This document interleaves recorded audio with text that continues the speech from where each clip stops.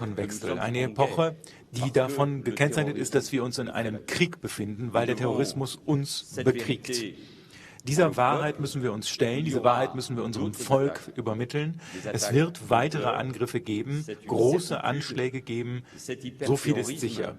Und dieser Hyperterrorismus wird nicht weichen, selbst wenn wir es natürlich wünschen und wenn wir ihn mit großer Entschlossenheit bekämpfen werden.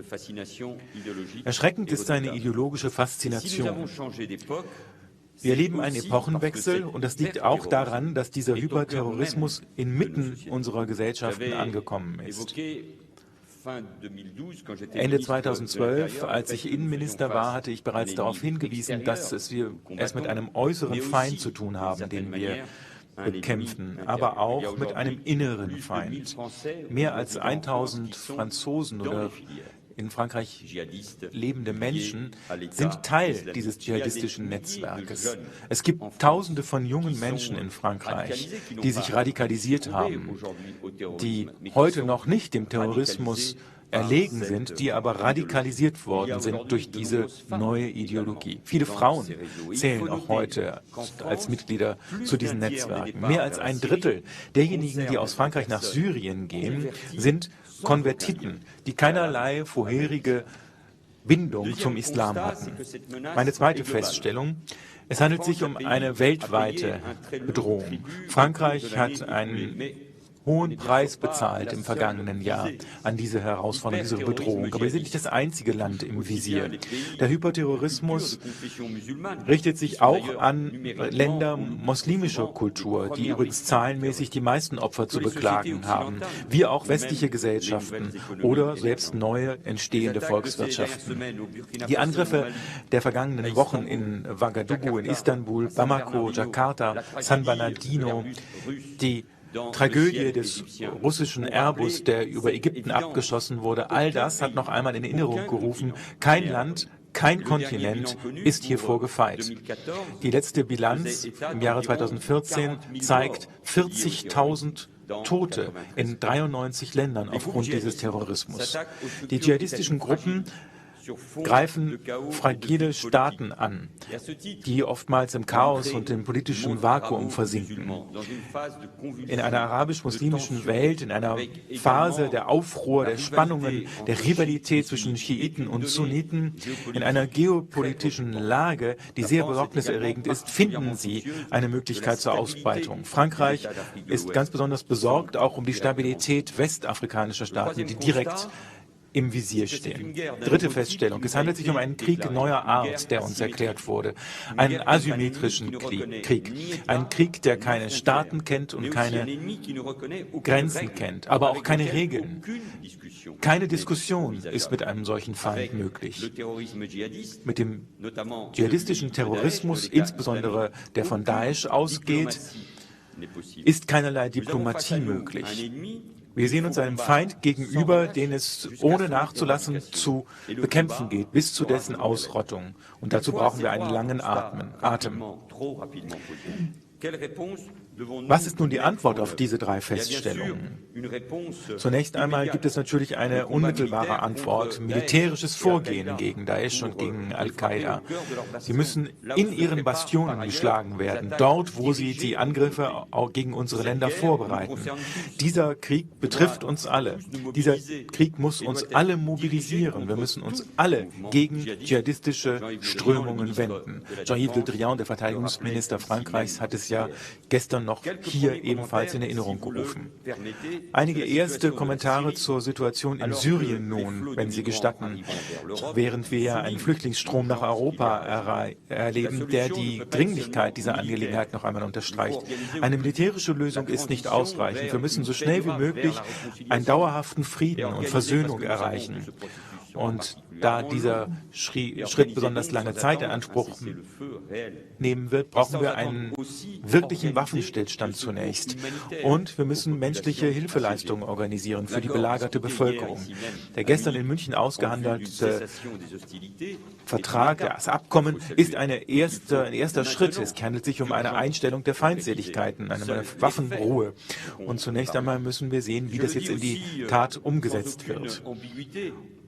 Ohne irgendeinen Zweifel und mit vollem Vertrauen in Dmitri Medvedev sage ich, Frankreich respektiert Russland und Russlands Interessen.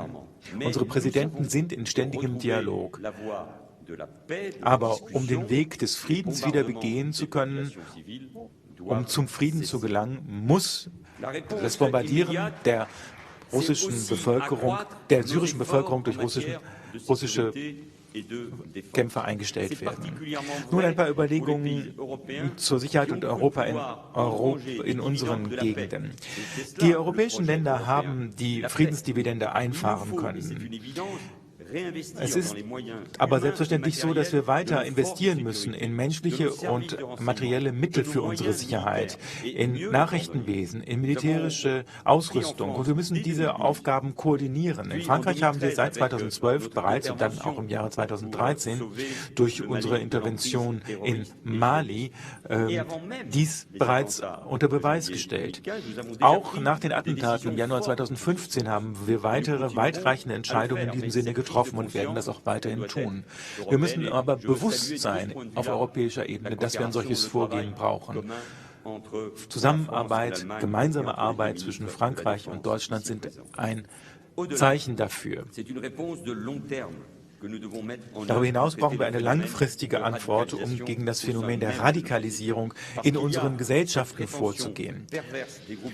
Die dschihadistischen Gruppen geben vor, dass sie ihre Wurzeln im Islam, im Ursprung des Islam konstruieren. Dagegen ist es schwierig vorzugehen. Es ist schwierig, alle Mittel sofort dagegen einzusetzen, aber das ist notwendig. Individuelle und kollektive Mittel. Es ist sehr, sehr schwierig. Es ist sehr schwierig zu versuchen, ideologischen Einfluss zu vermindern. Aber das ist eben genau die Herausforderung, die wir mit unseren pluralistischen und demokratischen Werten begegnen müssen. Unter Wahrung der Neutralität und religiöser Überzeugungen müssen wir Fortschritte erzielen. Und wir müssen auch ein Gegennarrativ entwickeln. Meine Überzeugung ist es, dass es sich um einen langen Kampf handeln wird. Vielleicht wird es eine ganze Generation dauern. Jedes Land muss seine eigenen Lösungen auf den Weg bringen. Der Kampf wird aber ein weltweiter sein. Und insbesondere die muslimische Welt, der Islam in unseren Ländern, muss entsprechende Antworten gegen den Fanatismus liefern. Es ist kein Problem zwischen den Gesellschaften und dem Islam. Es ist auch ein Problem innerhalb des Islam. Gegenüber dieser Bedrohung muss eine gemeinsame Antwort, insbesondere in Europa, gefunden werden. Das bedeutet, dass wir sehr viel effizienter, sehr viel schneller sein müssen bei der Umsetzung der Entscheidungen, die wir getroffen haben. Ich denke da insbesondere an die Fluggastdatensätze. Und da sollte jetzt im Europäischen Parlament keine weitere Zeit verloren werden. Es hat ja hier in München auch Diskussionen zu Libyen gegeben. Daesh hat ein neues Rückzugsgebiet dort gefunden, 300 Kilometer südlich von Europa gelegen, lediglich.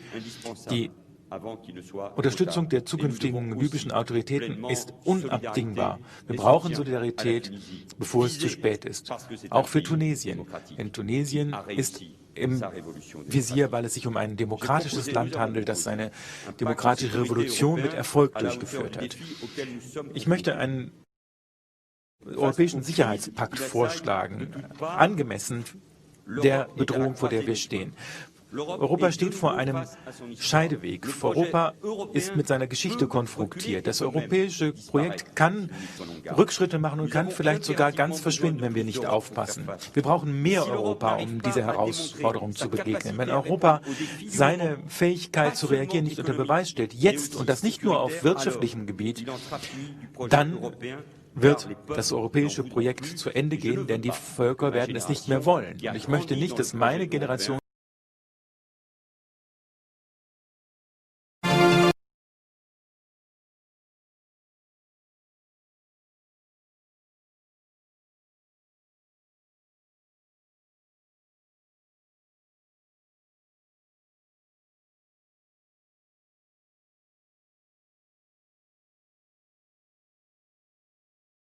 sind. Nicht nur in Sonntagsreden und in Absichtserklärungen, sondern in unseren Taten. Unsere Bürger schauen auf uns und sie würden es nicht verstehen, dass wir unsere Verantwortung nicht angemessen wahrnehmen. So in kurzer Zeit, in der Zeit, die Sie mir zugemessen haben, lieber Wolfgang Wischinger, einige Kommentare für eine Diskussion. Ich danke Ihnen.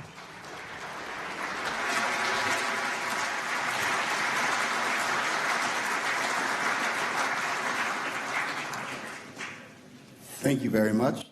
Herzlichen Dank. Und ohne weitere Umschweife, Premierminister, Sie haben das Wort.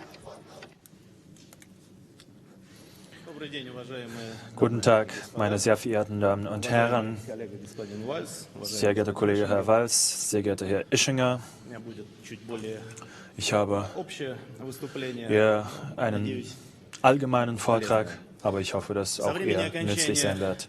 Seit dem Ende des Ersten Kalten Krieges ist bereits ein Vierteljahrhundert vergangen. Für die Geschichte ist es nicht sehr viel, aber für einzelne Personen, für einzelne Menschen und sogar Generationen ist es eher eine beträchtliche Frist, die dafür genügt, dass wir gemeinsam unsere gemeinsamen Siege und Niederlagen beurteilen und die Ziele für die Zukunft setzen und aber auch die Fehler verhindern. Die Münchner Konferenz ist gekennzeichnet durch offene Diskussionen. Hier bin ich zum ersten Mal, aber ich möchte erzählen, wie wir in Russland die heutige Lage der europäischen Sicherheit wahrnehmen. Denn eben dafür haben wir uns hier versammelt. Und welche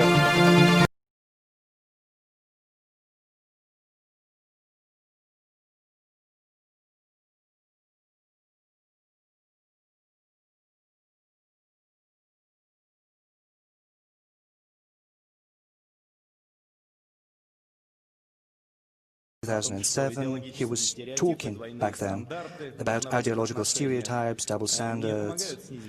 He said that these things do not alleviate tensions, they only aggravate it, whereas the international community has less opportunities right now to take politically important decisions. Let's ask ourselves, have we not been painting too grim a picture? Might our assessments have been a little bit too pessimistic? Regrettably, I have to state that as of now, the picture is even more grim. The developments since 2007 have turned out to be more dramatic than anticipated. Neither back then nor right now there is no unified greater Europe. Our economies, all economies, are staggering.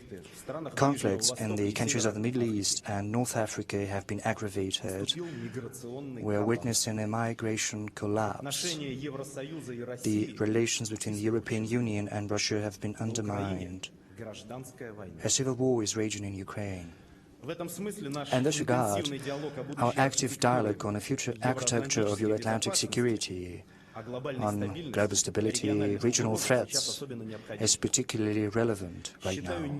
I do not think it is normal that in many dimensions this dialogue has been cut short, virtually cut short. This problem of communication is recognized almost by everyone in Western Europe and Russia. We are witnessing a paralysis of mechanisms which wish to allow us to alleviate mutual concerns. We've lost the culture of joint control of armaments, even though it used to be the foundation for building trust. One by one, fading into oblivion, partnership initiatives which cost us so many efforts. The negotiations on a draft treaty on European security have virtually been frozen. I talked about a committee on security and foreign policy. I talked about that personally with Angela Merkel, Chancellor of Germany, in Meseberg. It hasn't been implemented. NATO's policy with regard to Russia remains unfriendly and opaque. One could go as far as to say that we have slid back to a new Cold War. Almost on an everyday basis, we are called one of the most terrible threats, either to NATO as a whole, or to Europe, or to the United States. And my colleague, Mr. Stoltenberg, has just demonstrated just as that frightening films are shot in which Russians are the ones to start nuclear war. Sometimes I wonder whether it is 2016 we live in or 1962. But there are real threats in our small world, and I do hope that you understand that. These threats are completely different. Right now, European security is far broader than we are used to. 40 years ago, it was mostly about military and political relations of European countries. Today, emerging to the foreground are other issues: sustainable economic development, inequality, eradicating poverty, unprecedented migration, new forms of terrorism, regional conflicts, including in Europe. Certainly, I refer to Ukraine, the Balkans, which are still in tumult, and Moldavia, which is on the brink of a national crisis. The transborder challenges and threats, which we thought to have been overcome, have resurged with new force. There are new threats as well.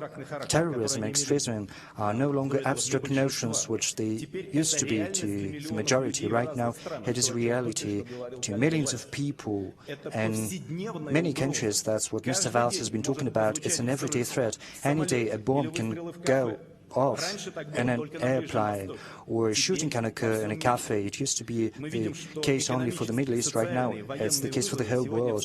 We see that economic, social, and military challenges reinforce one another, and sometimes we act with lack of coordination, laggardly, often bearing in mind nothing but our national interests, or we right away put the blame on someone else. And right now, 5 statements, 5 points on security per se. Let me start with the economy. Today, we are on the brink of a paradigm shift in international economic relations. Traditional schemes are no longer functional. Political objectives enjoy primacy over economic calculations. The rules of conduct are rewritten ad hoc. Sometimes they're simply ignored. Suffice it to remember how the International Monetary Fund simply rewrote basic rules for lending countries with arrears in sovereign debt when they were talking about the Ukraine's debt to Russia.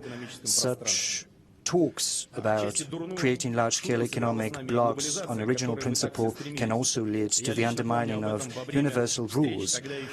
And globalization has also played a trick on us. I remember personally talking about that with my counterparts and the G8, but times are changing right now. Changes in one economy can lead to shifts in markets in whole countries, and the mechanisms that exist cannot balance the interests. The energy market is very volatile. Volatility affects negatively both importers and exporters. Unilateral economic pressure is also very often employed, and it leads to the undermining of the basics of international economic organizations such as the WTO. I've always said sanctions deal a blow not just against those against whom these sanctions are introduced, but also against those who use these sanctions. There are so many initiatives that have been suspended because of the sanctions. I've just met with German business, and we talked about that. Were the direct and indirect costs for the European and Russian business been calculated? And indeed, is it worth it? Are our controversies deep enough? That's a question that I'd like to address to the audience, to those who've gathered here today. Are these sanctions required? It's a road which leads nowhere. It's only going to get worse. Rest assured of that.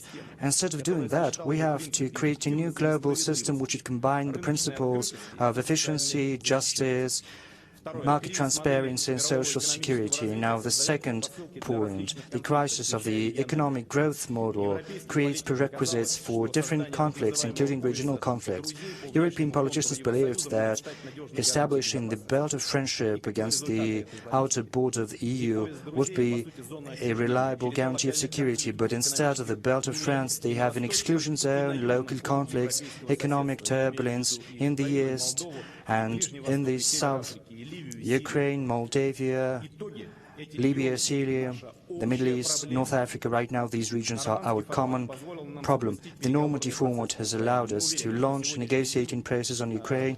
We are confident that as of now there is no better instrument to achieve peaceful settlement than the Minsk package of agreements. We welcome a balanced and constructive position France has assumed with regard to Ukraine and with regard to other most acute international issues. Mr. Valls has been talking about that as well. The Russian-French dialogue has never been stopped. It has always helped us arrive at concrete results. No doubt, the Minsk agreements have to be observed by everyone, but we believe that it's first and foremost up to the Kyiv authorities to do that, not just because we're trying to put the blame on someone else, but because it's just the reality. Despite progress in certain issues such as the withdrawal of heavy weapons, the OSCE mission, the situation is still unstable. What is the main concern to Russia? To start with, no ceasefire, total ceasefire has been achieved in the southeast part of Ukraine. There are shellings and shootings. We have to send the right signals to everyone. Secondly, yet no amendments have been made to the Constitution of Ukraine, and that should have been done before the end of last year. The law on the special status of Donbass has not been implemented. Instead of coordinating the concrete elements of decentralization, Ukraine has adopted the so-called transitional provisions, even though it was enshrined in the Minsk agreements. Thirdly, the Kyiv authorities keep insisting that local elections have to be organized in accordance with the new Ukrainian law. Unfortunately, Ukraine hasn't lived up to its obligations on a broad amnesty which should have covered everyone who participated in the events in Ukraine that took place in 2014-2015. Without this amnesty, these people won't be able to participate in the elections, and the OSCE surely won't like that. I reiterate, the Minsk agreements have to be implemented to the full. At the same time, we are very prudent and we are willing to listen to all opinions. Incidentally, we agreed to a proposal put forward by Minister Steinmeier. Since the elections take place, the law on special status is going to be applied on a provisional basis, and once the results have been recognized by ODIHR, it's going to be permanent, but still no progress has been achieved. The humanitarian situation is very dire. The initiative of German Chancellor on the re-establishment of banking system has also been rejected. Tens of thousands of people are on the brink of survival. Paradoxically, why is it more of a concern to Russia than to Ukraine?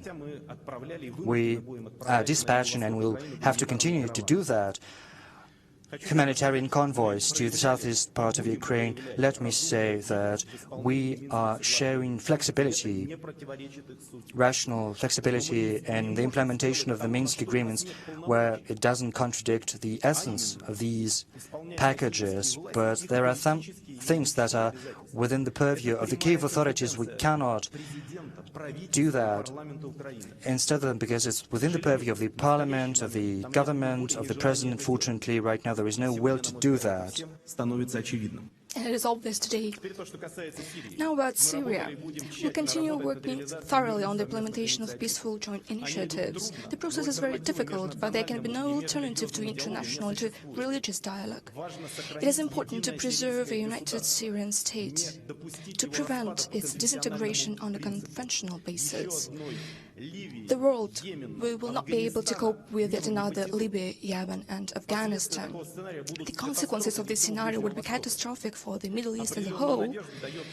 The results of the work of the International Syria Support Group are somewhat inspiring. They got together here the day before yesterday's participants agreed to move upon a number of practical measures on the implementation of Resolution 2254 of the UN Security Council, including the delivery of humanitarian assistance to the civil population, and defining the terms of truce, naturally without the participation of terrorist groups. So these measures are to be implemented under the co-chairmanship of Russia and the United States. Let me stress that of key importance would be regular contacts. Let me stress that regular contacts between Russian and American military.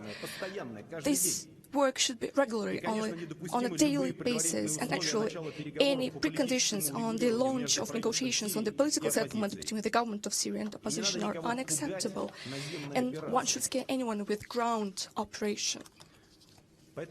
That is why the third point, we sincerely believe if we fail to normalize the situation in Syria and other hotspots, terrorism will turn into a new type of warfare and the whole world will be dragged into it.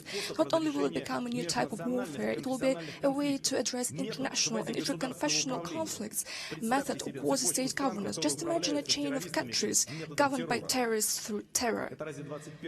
Is it what is going on in the 21st century? Today, everybody understands that terrorism is not a problem of separate countries. We in Russia mentioned it already 20 years ago. We tried to convince our partners that the root causes are not related to international and interconfessional differences, because at the core of the ISIL ideology is not the fight for Islamic values, but rather the ferocious instinct to kill and destroy. That is why terrorism is a civilizational problem. It is either us or them, and it's high time for everyone to realize that without any nuances and half-tones, without any justification to their actions, without dividing between us and them, between extremes and illogically moderates, the destruction of the Russian aircraft over the Sinai, terrorist attacks in Paris, London, Israel, Lebanon, Pakistan, Iraq, Mali and Yemen, other countries, demonstrative executions of hostages, numerous victims and threats demonstrate that international terrorism does not recognize any borders. Terrorists and extremists are trying to spread their influence not only in the Middle East and North Africa and Central Asia, and unfortunately they are being successful as of now, including because we failed to step aside and put aside our differences and get united. Even the cooperation between special services has been curtailed. That is ridiculous. They keep saying that they don't want to work with us. Let them work to other organizations, because I believe that should be thankful to my colleagues, the heads of Western countries, who curtailed this cooperation. Right before the conference, I studied various materials, including the assessments of Western experts. Even our ill-wishers recognize that, notwithstanding the differences, the anti-terrorist equation cannot be solved without Russia, although this very correct thought sometimes is distorted by them when they say that the only thing that can be even worse than strong Russia is weak Russia. Now, the fourth point.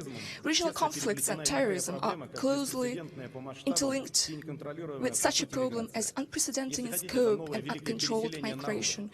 It is a new great migration of people that affects not only Western Europe, but Russia. And if migration flows from Syria are not that high to Russia, the migration flows from Ukraine has turned into an acute issue. Over the year and a half, we received more than 1 million of refugees. Wars related to deprivations, inequality, low living standards, fanatism, violence force people to flee their homeland. Unsuccessful attempts to impose Western-style democracies into an unprepared social and cultural environment led to the destruction of whole states, turned huge territories into the areas of military activities and anarchies. I recall that my colleagues welcomed the so-called Arab Spring. And where is this modern democracy in those countries right now?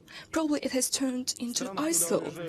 In the countries where people are fleeing, the human capital is degrading and prospects for developments are running out. On the other hand, even this migration crisis is approaching the stage of humanitarian catastrophe. Social problems are deteriorating.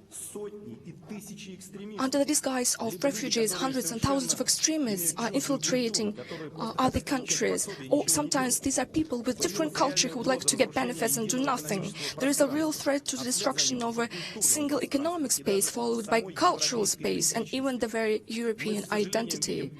It is highly unfortunate for us to see the undermining of mechanisms which are of great importance for Russia. I'm referring to the collapse of the Schengen area. We stand ready to assist in the addressing of the migration problems, including through participation in the mobilization of conflict regions, the source of refugees.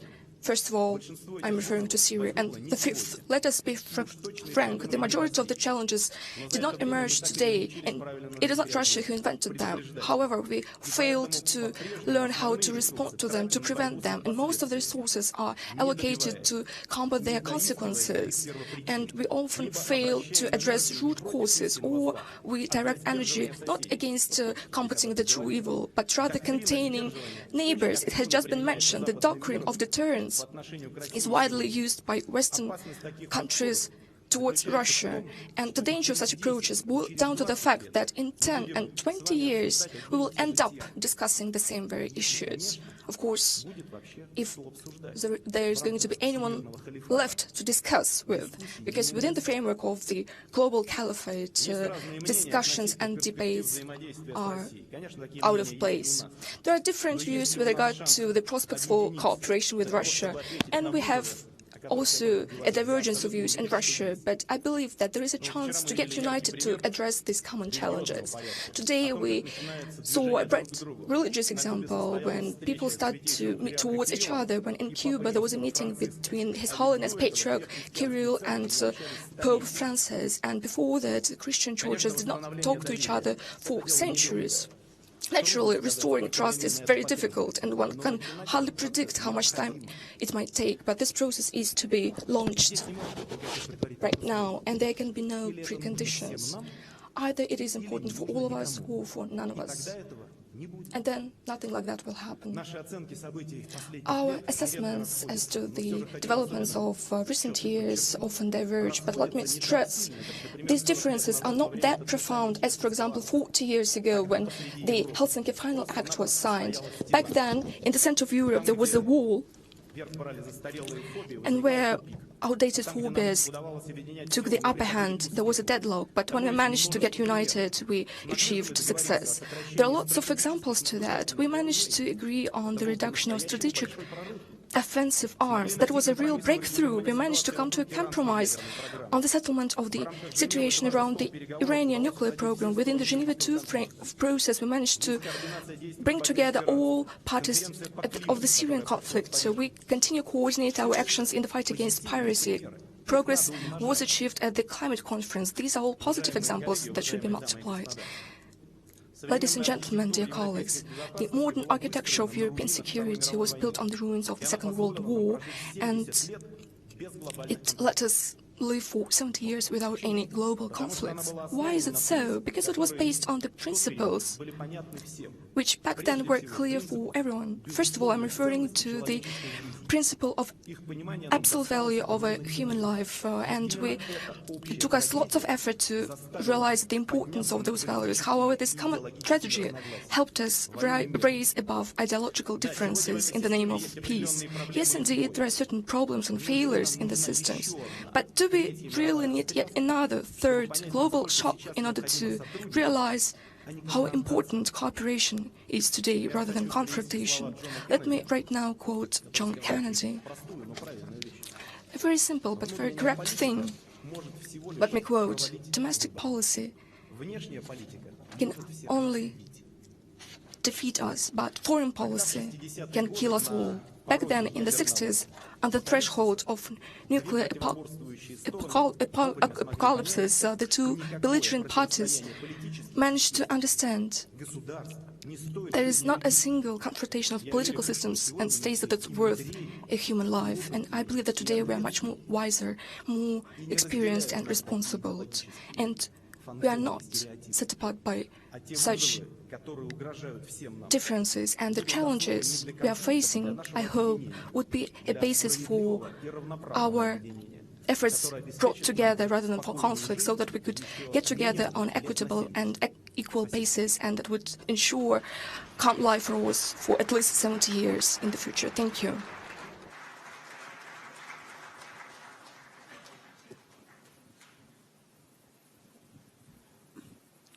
May I thank both Prime Ministers. We have a few minutes for a few questions.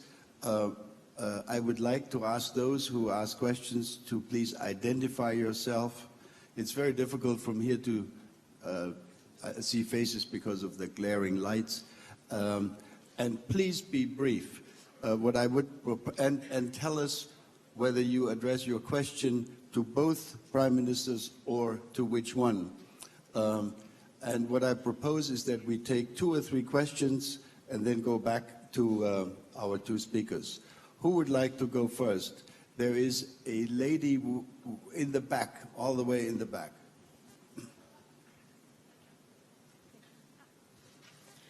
My name is Svetlana Zalishchuk. I'm a member of Ukrainian parliament.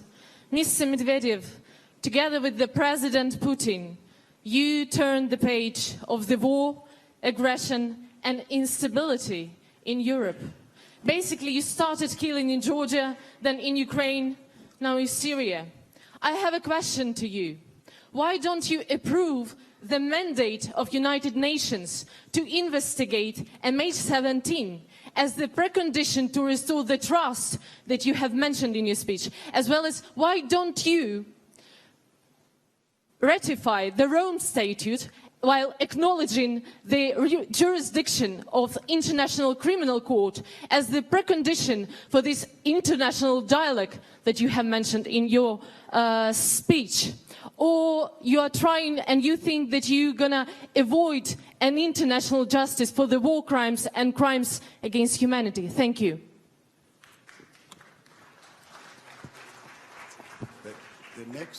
The next question comes from Lord Campbell. My name is Mingus Campbell. I'm from the United Kingdom. My question is addressed to Prime Minister Medvedev. Is it accepted by Russia that increased influence in Syria brings with it responsibility for all of the citizens of Syria? And if that is so, how has that responsibility been exercised in respect of the citizens of Aleppo who are now fleeing in such numbers? Is there somebody who wishes to ask a question of Prime Minister Valls? Yes, the gentleman in the middle there, please.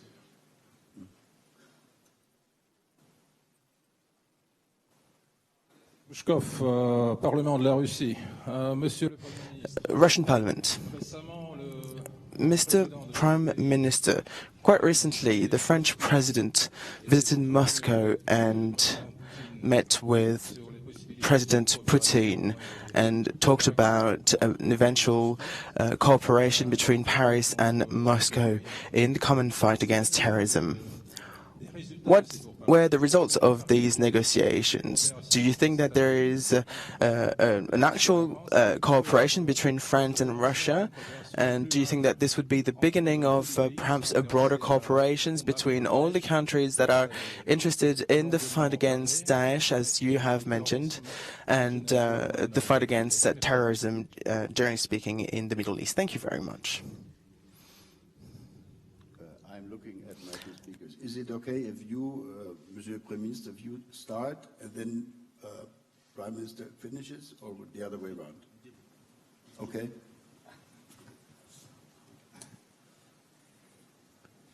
J'avais le sentiment qu'il y avait plus de questions. Right, I feel that there are more questions perhaps for Prime Minister Medvedev. Now, if there are questions that are precisely meant for the Russian Prime Minister, all these questions have to concern the international community. And this is why France and Germany and the Normandy format have taken actions to find new ways to implement dialogue and peace. The French President, François Hollande, wanted a few weeks ago to meet President Putin and President Obama, because we believe that there is no solution to the Syrian conflict without the involvement of everybody. And I'm sorry if I'm quite blunt and modest here, but the strength of the French diplomacy is that it can talk to everyone with the same language. Now, let's be quite frank here regarding the Syrian situation. We have one common enemy, This enemy is terrorism. It is Daesh, the Islamic State, as I was saying. It's also Al-Qaeda. This is this common enemy that we need to fight against together. And if we can agree on this objective, on this target, the regional states, the major powers, whatever the interest that we have in this region, we need to act together and fight against this enemy. Our priority is the eradication of Islamic State. And in that order, diplomatic cooperation between the intelligence services in France and Russia is of good quality and needs to be pursued. Our priority is to have this common enemy, and that we need to battle this common enemy together. Of course, we are aware that there are other terrorist groups in the region, but in this dialogue that we have here between France and Russia, and that we will carry on later on during the day, if we want to have dialogue in a peace process that gathers all the different stakeholders on the Syrian conflict, without any delay, even though we consider that Bashar al-Assad cannot be part of the solution, it means that we need to include moderate opposition. And today,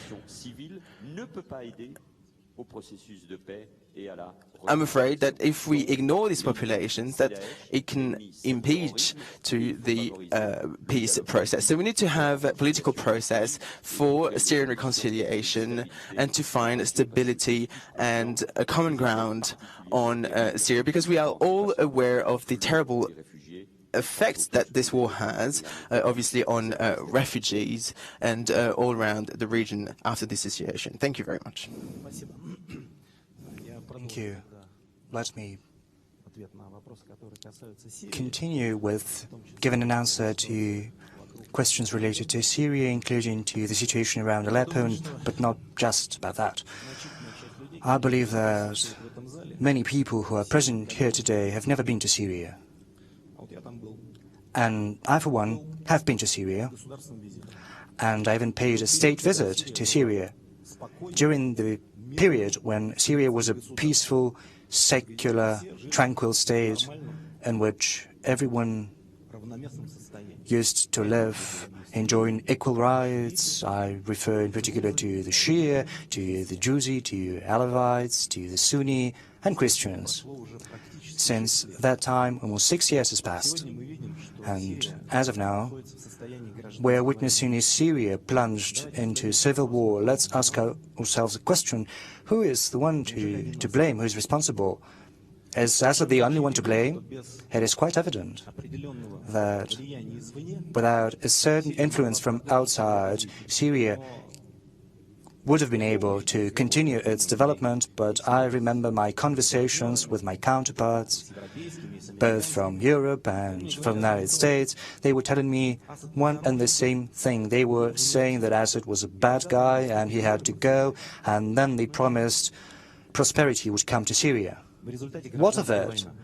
As a result, a civil war is raging there, so I cannot but join the words of my colleague, Mr. Valls. We have to work together on addressing this issue, but we have to work efficiently, not just monitor how the situation is developing there. We shouldn't just watch one gangsters try to suffocate others. We shouldn't try distinguishing between those who are with us and those who are against us. We have to try to bring everyone to the negotiating table, except for those with regard to whom we have agreed that they are terrorists, and those groups are well known to us. Russia is not trying to achieve some secret goals in Syria. We are doing what we are saying we are doing. We are simply protecting our national interests, because there are many militants who came from Russia, and they are trying to get back to Russia to commit terrorist acts, but they should be prevented from going back to Russia. And as for the civil population, we're trying to support it. There is no evidence of our bombarding civilians, even though everyone is accusing us. But that's just not true. We need an exchange of information. Our military have to be in constant contact. They have to have telephone conversations 10 times a day. Otherwise, clashes will always take place there. And that is our mission. We are willing to engage in this type of cooperation. I do hope that within the framework of the dialogue that has taken place here, we will see some positive developments. A ceasefire is going to be achieved. Humanitarian issues are going to be addressed. And another thing that is very important, it is vital that we should agree on the key issues. Otherwise, and that is an open secret, Syria is going to disintegrate in several parts, just as it happened with Libya and as it is happening in a number of other countries in the region. What is it fraught with? It is fraught with this conflict turning into a permanent one. Civil war is going to go on ad infinitum there. ISIL is going to be present there for eternity, and we'll keep arguing, trying to find out who's the bad guy, who's the good guy, who we should support and who we shouldn't. We have a common enemy, and that should be our basic assumption. Now, let me get back to the Ukrainian issue. I'm not going to give an assessment to what has happened in Ukraine because the Russian leadership have done that on many occasions already, myself included. Let me answer the question with regards to the MH17 inquiry. Certainly, the Russian Federation is no less interested in an objective investigation than those countries whose citizens died in this catastrophe, because it is a real tragedy. But even judging from the tone of the question that has been asked, the person who is asking this question has decided in advance who is the one to blame, who should take the responsibility, that the investigation is not required. So committees have to be established, procedures have to be observed. But that is not how it works. What we need is a comprehensive investigation covering each and every aspect of this case. That's the first thing I wanted to say. Secondly, unfortunately, this is not the first tragedy of this kind that has taken place in this world. Never before has a criminal court or other such organ have been engaged in such investigations. It is another dimension, so that is something we have to agree on, and Russia is willing to provide any information that is required for a good investigation.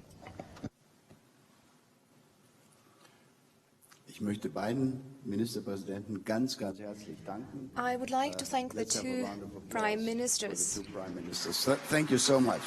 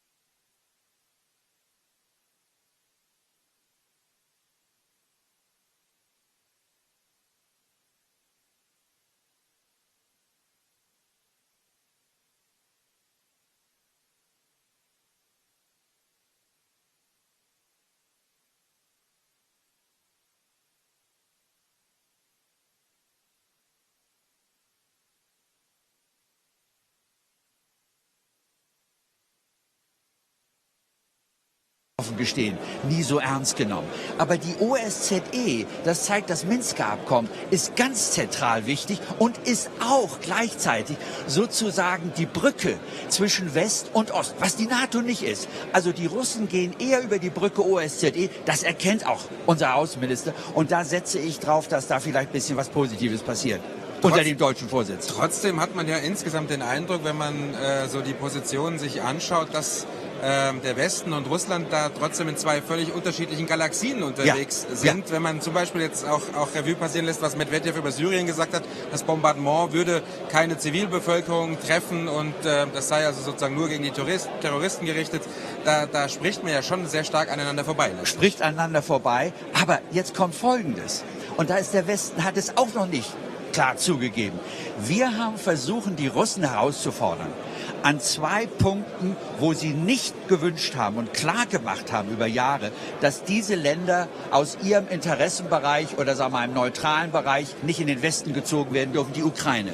Und wir beißen uns die Zähne daran aus, nur die Ukraine immer stärker in den Westen zu bringen. Hätten wir eher darauf gehört, die Ukraine zu lassen als Brücke zwischen Ost und West. Die föderativen Dinge, die eben Medvedev angesprochen hat, die kommen alle nicht in die Gänge. Die Verfassungsreform auch nicht. Und seien wir ehrlich, das Regime in Kiew ist korrupt durch und durch. Und wenn wir dort Hilfe reinleisten, da gehen 90% in die Kanäle, wo wir es nicht wissen wollen. Also das ist kein System, die Ukraine, die also demokratische Fortschritte macht. Aber das ist nicht der Punkt. Wir haben uns die Zähne ausgebissen an dem zweiten Punkt Syrien, wo seit Jahren klar ist, dass die Russen strategische Interessen haben im Nahen und Mittleren Osten, ihre ganze Macht im Nahen und Mittleren Osten, auch geostrategisch darauf bauen, ihre Präsenz in Syrien. Und wir meinen, nun gerade an diesem Punkt Russland herausfordern zu müssen, indem wir sagen, Assad muss weg. Das kann ja richtig sein. Nur dann muss man ausgeschlafen sein. Dann muss man wissen, was man fordert und muss die Konsequenzen wissen, wenn man die Russen in der Ukraine so herausfordert und in Syrien. Dann muss man bereit sein, den Weg zu gehen. Unter Umständen auch militärisch. Sonst soll man den Mund halten. Und, dann sind wir beim Letzten, was Stoltenberg nicht gesagt hat, militärisch, wir haben keine Eskalationsdominanz. Wir können den Russen nichts entgegensetzen. Das ist alles jetzt der Aufbau von Verteidigungskapazitäten im Osten Europa. Das ist alles schön und gut, um ein bisschen abzuschrecken. Aber wir haben es versäumt, wir haben es vermasselt, in der neuen Zeit nach 1990 eine entsprechende Abschreckungskapazität aufzubauen, den Russen die Eskalationsdominanz zu verweigern. Da sitzen wir, wo wir jetzt sind. Danke bis hierhin, Herr Professor Hacke. Ja, Ukraine wird uns ja gleich im Anschluss nochmal beschäftigen, denn der ukrainische Präsident Petro Poroschenko ist auch hier. Ja, verehrte Zuschauer, wir wollen kurz durchschnaufen nach dieser ersten intensiven Runde hier im Bayerischen Hof bei der Münchner Sicherheitskonferenz und wollen schauen nach Libyen, vor die libysche Küste, denn dort ist die Bundeswehr im Einsatz und rettet Flüchtlinge. Mein Kollege Ralf Gladitz, der war auf dem Kriegsschiff Berlin vor der libyschen Küste im Januar unterwegs. Geschafft. Erstmals deutschen Boden betreten. Auch wenn dieser derzeit im Mittelmeer schwimmt, in Form des Einsatzgruppenversorgers Berlin. Es sind durchweg Westafrikaner, die an Bord kommen und meistens junge Männer. So wie der 15-jährige Ismail. Ich habe mit einem Deutschen in Gambia gearbeitet, einem Mechaniker. Er hat mir immer von Deutschland erzählt. 2 dieser wackeligen Schlauchboote soll die Berlin am vergangenen Freitag laut Befehl bergen. Jedes vollgestopft mit rund 120 Menschen, die nach Deutschland wollen. Mit Schnellbooten werden die Flüchtlinge in kleinen Gruppen zu Berlin gebracht. Gesichert durch eine schwer bewaffnete finnische Spezialeinheit. Noch ging auf dieser Route von den Geretteten bislang nie Gefahr aus. Doch die Bundesmarine geht auf Nummer sicher. Schließlich ist die Terrormiliz IS auch in Libyen aktiv.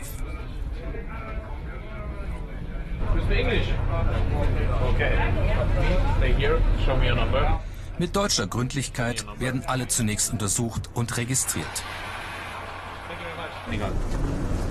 Wir haben aktuell 127 an Bord. Wieder rein an Bord. Diese Flüchtlinge haben Glück gehabt. Sie wurden bereits nach 30 Seemeilen, also rund 55 Kilometern, gerettet. Kaum einer kann schwimmen. Ohne Schwimmwesten wurden sie aufs offene Meer geschickt. Ohne Proviant, ohne ausreichend Wasser.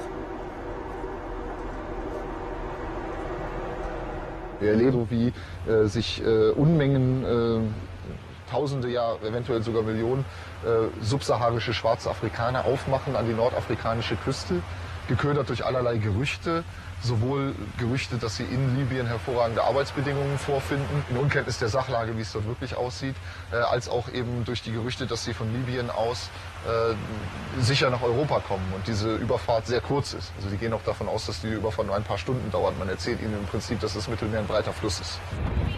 Die Berlin setzt ihre Fahrt fort. Es wird windiger und kälter.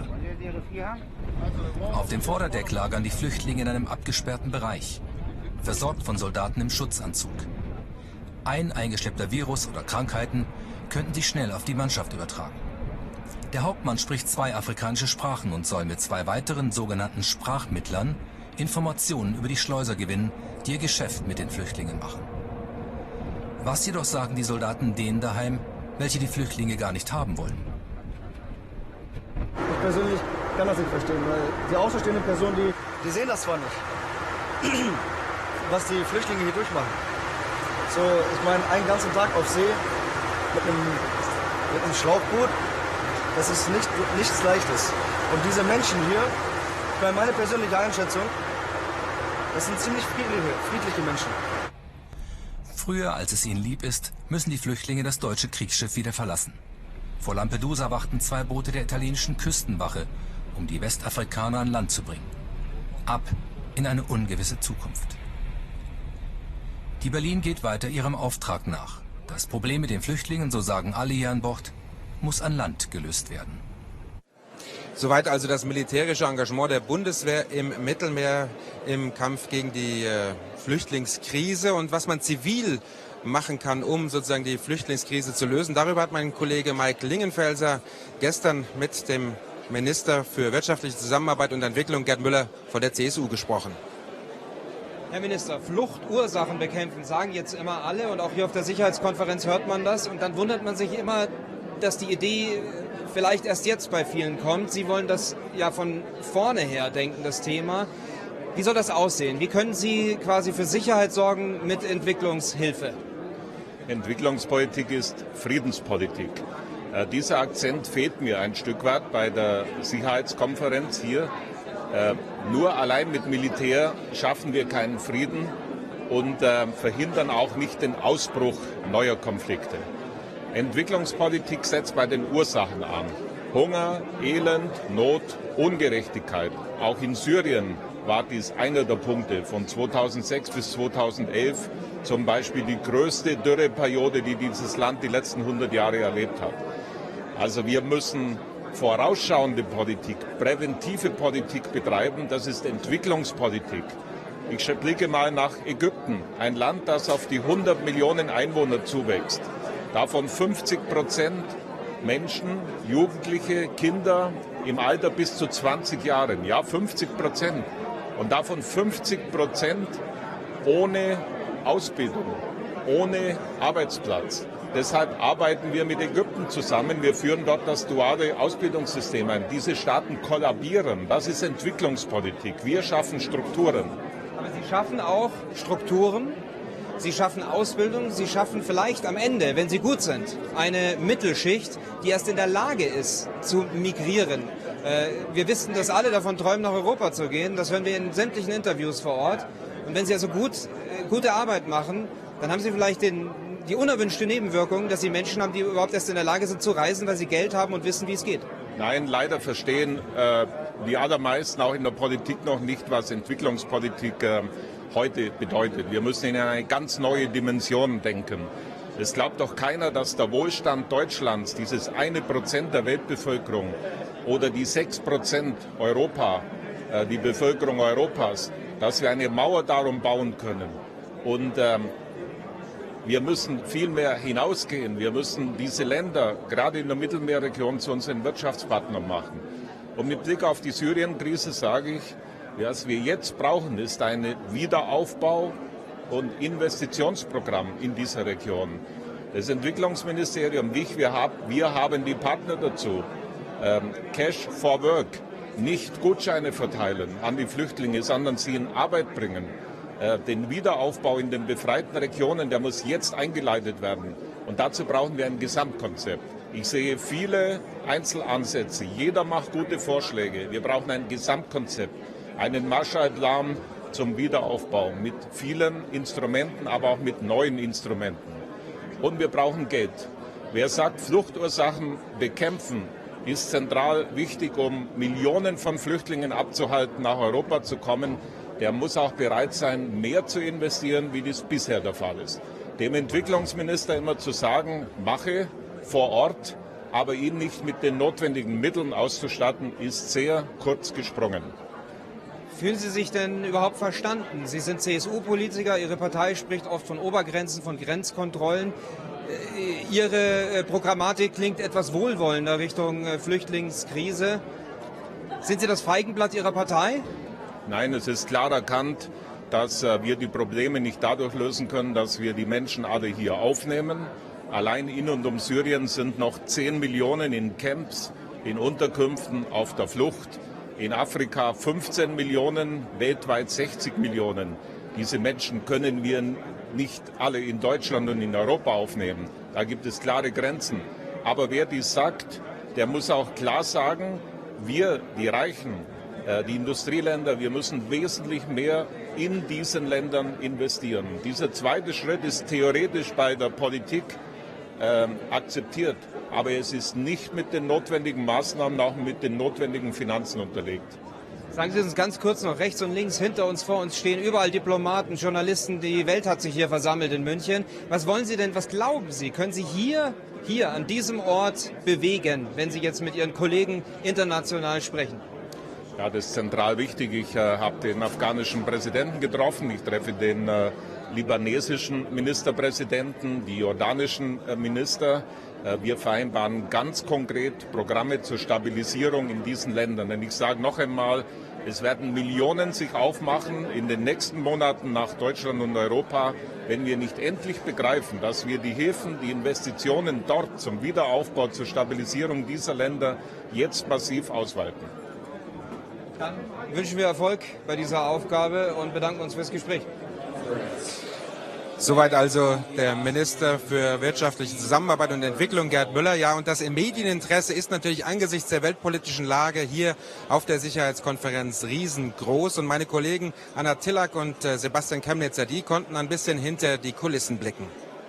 Denmark. Wir kommen aus Minsk, Weißrussland. I'm from Norway. I'm from Turkey. Ich bin aus Pakistan. Aus Düsseldorf. Aus Düsseldorf und aus der ganzen Welt. 700 Journalisten. Zur Sicherheitskonferenz kommen sie alle nach München. Manche erleben eine Premiere. Zum ersten Mal. Manche sind routinierte SIKO-Reporter. Ich war hier schon oft. Ich kann mich kaum noch an das erste Mal erinnern. War bestimmt 10, 12 Mal da. Ich berichte seit 18 Jahren von hier. Alle haben eines gemeinsam. 3 mehr als intensive Tage im Bayerischen Hof. Manchmal auf verschlungenen Wegen. Manchmal im Pulk. Die Erwartungen im Vorfeld bei unseren Kollegen sind unterschiedlich, aber bei der Münchner Sicherheitskonferenz oft groß, wie für Cicely Scott aus den USA. Die Flüchtlingskrise ist dringend. Wir werden Statements für europäische Solidarität bei der Sicherheit hören. Wir sind hier wegen der vielen Krisen momentan auf der Welt, wie Syrien, die NATO, Russland. Ich hoffe, hier wird sowas gemacht, dass in der Welt gegen Terrorismus kämpfen. Ne? Wünscht sich dieser pakistanische Journalist. Traditionell stehen in München alle weltpolitischen Themen auf dem Tableau. Nureddin Fridi von einem arabischen Nachrichtenkanal konzentriert sich auf den Außenminister aus Saudi-Arabien. Es wird harte Diskussionen geben über IS, den Krieg gegen den Terror und die humanitäre Flüchtlingstragödie in Syrien.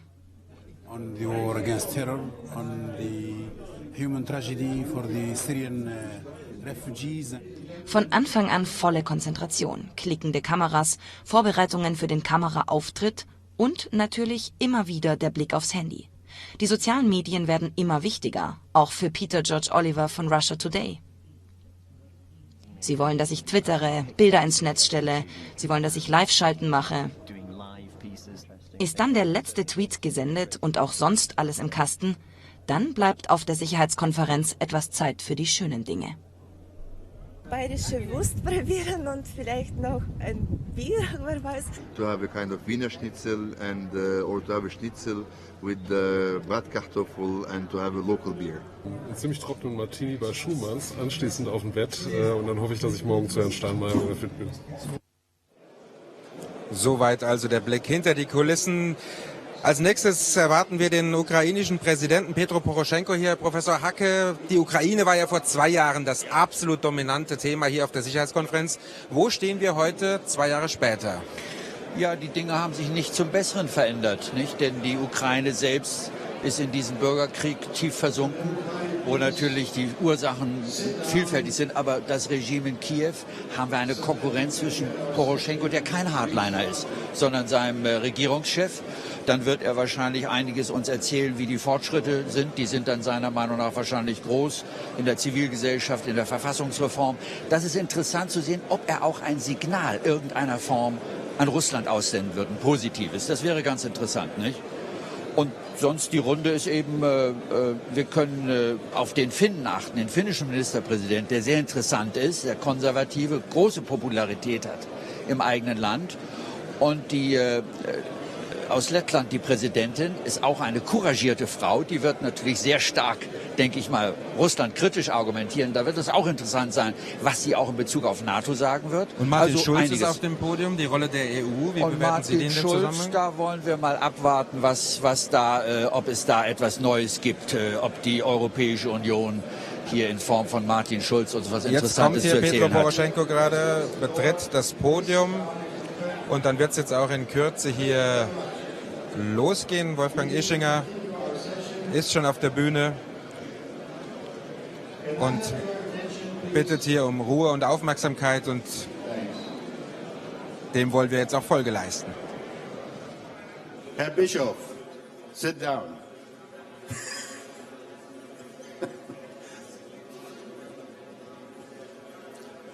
All right. I think we're all set now. Gut, ich denke, wir können jetzt beginnen. Den nächsten Block nennen wir die Präsidentendebatte. Und wir haben sehr interessante Teilnehmer, erfahrene europäische Führungskräfte. Das Podium wird geleitet von meinem guten Freund Ian Bremmer, der die Podiumsteilnehmer auch vorstellen wird. Und ich denke, das wird eines der Highlights unseres heutigen Morgens sein. Ian, bitte. Vielen Dank, Herr Botschafter. Es ist mir eine große Freude, hier zu sein. Das ist ganz sicher ein herausforderndes Thema, ein herausfordernder Morgen. Der deutsche Außenminister hat ja gesagt, wenn wir die Europäische Union im nächsten Jahr intakt halten können, dann ist das schon etwas, was wir erreicht haben. Und der russische Premierminister, der gesagt hat, dass wir eine Art zweiten Kalten Krieg begonnen haben. Wir sprechen hier über ein Thema, die globale Sicherheitssituation. Da stimme ich mit Ihnen überein, Herr Botschafter, dass wir uns jetzt im gefährlichsten geopolitischen Umfeld befinden in den vergangenen 25 Jahren. Aber wir sprechen, egal ob wir jetzt über Terrorismus, Flüchtlinge, gescheiterte Staaten oder Ukraine, Russland sprechen, wenn wir uns die 3 größten Volkswirtschaften, Japan, die Vereinigten Staaten, die anschauen, dann sind das interessante Themen, die ich mit den Gästen heute hier besprechen möchte. Wir haben Martin Schulz, den Präsident des Europäischen Parlaments, Andrzej Duda, den Präsident der Republik Polen, Dr. Dalia Grybauskaite, Präsidentin der Republik Litauen. Wir haben Sauli Niinisto, Präsident der Republik Finnland, und Petro Poroschenko, Präsident der Ukraine, als Gäste. Recht herzlichen Dank an Sie alle. Ich werde sofort mit der Diskussion beginnen. Wir möchten es so lebendig wie möglich halten, dass wir auch eine starke Beteiligung des Publikums haben. Zuerst einmal möchte ich mit Martin Schulz beginnen auf meiner rechten Seite. Basierend auf dem, was Sie heute Morgen gehört haben, was ist Ihrer Meinung nach die größte Herausforderung, vor der Europa heute steht? Und was machen Sie, um diese Herausforderung zu lösen?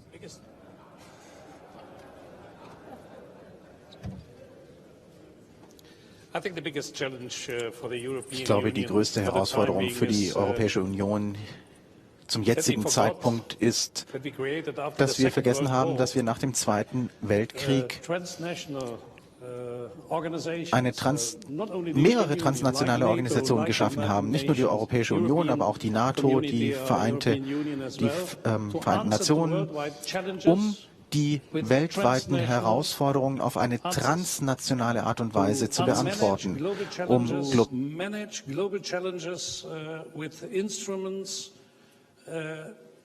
in the frame of a cooperation of countries and nations across borders in common institutions. And that was the basis of a long-lasting period of stability. And as an answer of a world war. Now in the 21st century, in a real globalized world, with a lot of global crises, also crises within the European Union. We have a refugee crisis, which is not managed. We have an employment crisis, a currency crisis. The European Union should normally play a role by managing a crisis or contributing to manage or to solve crises elsewhere in the world. In Ukraine, for example, we should play a role. Syria, to mention this debates of the morning, only I take these two examples. We are facing, as European Union, the loss of trust of citizens that the transnational and the national institutions are still able to deliver the solutions. And that loss of trust of citizens is a crisis in itself, in addition to the crisis we have already. And therefore, what I could do with my humble contribution is to try to make an appeal to national leaders that in the globalized world of the 20th century, they should not sell to their citizens that the priority of national solutions is higher than transnational solutions, especially those people who tell to their citizens the national interest first and transnational democracy, transnational cooperation is secondary, is wrong. They are misleading their citizens because we will never challenge, look at the refugee crisis, a single crisis without transnational instruments. I'm the president of a transnational parliament, a transnational lawmaker, and with my humble contribution, I try to regain trust by making an appeal to the leaders in the European Union that they are together strong and divided weak. And this is exactly what Europe is facing for the time being. So, President Duda, I'd like to ask you broadly about Poland's vision, your vision for Poland, of its regional environment and the future of Europe, and perhaps respond as well to Martin Schulz, whether you are actually preferring a national interest to your transnational ones. I think the most important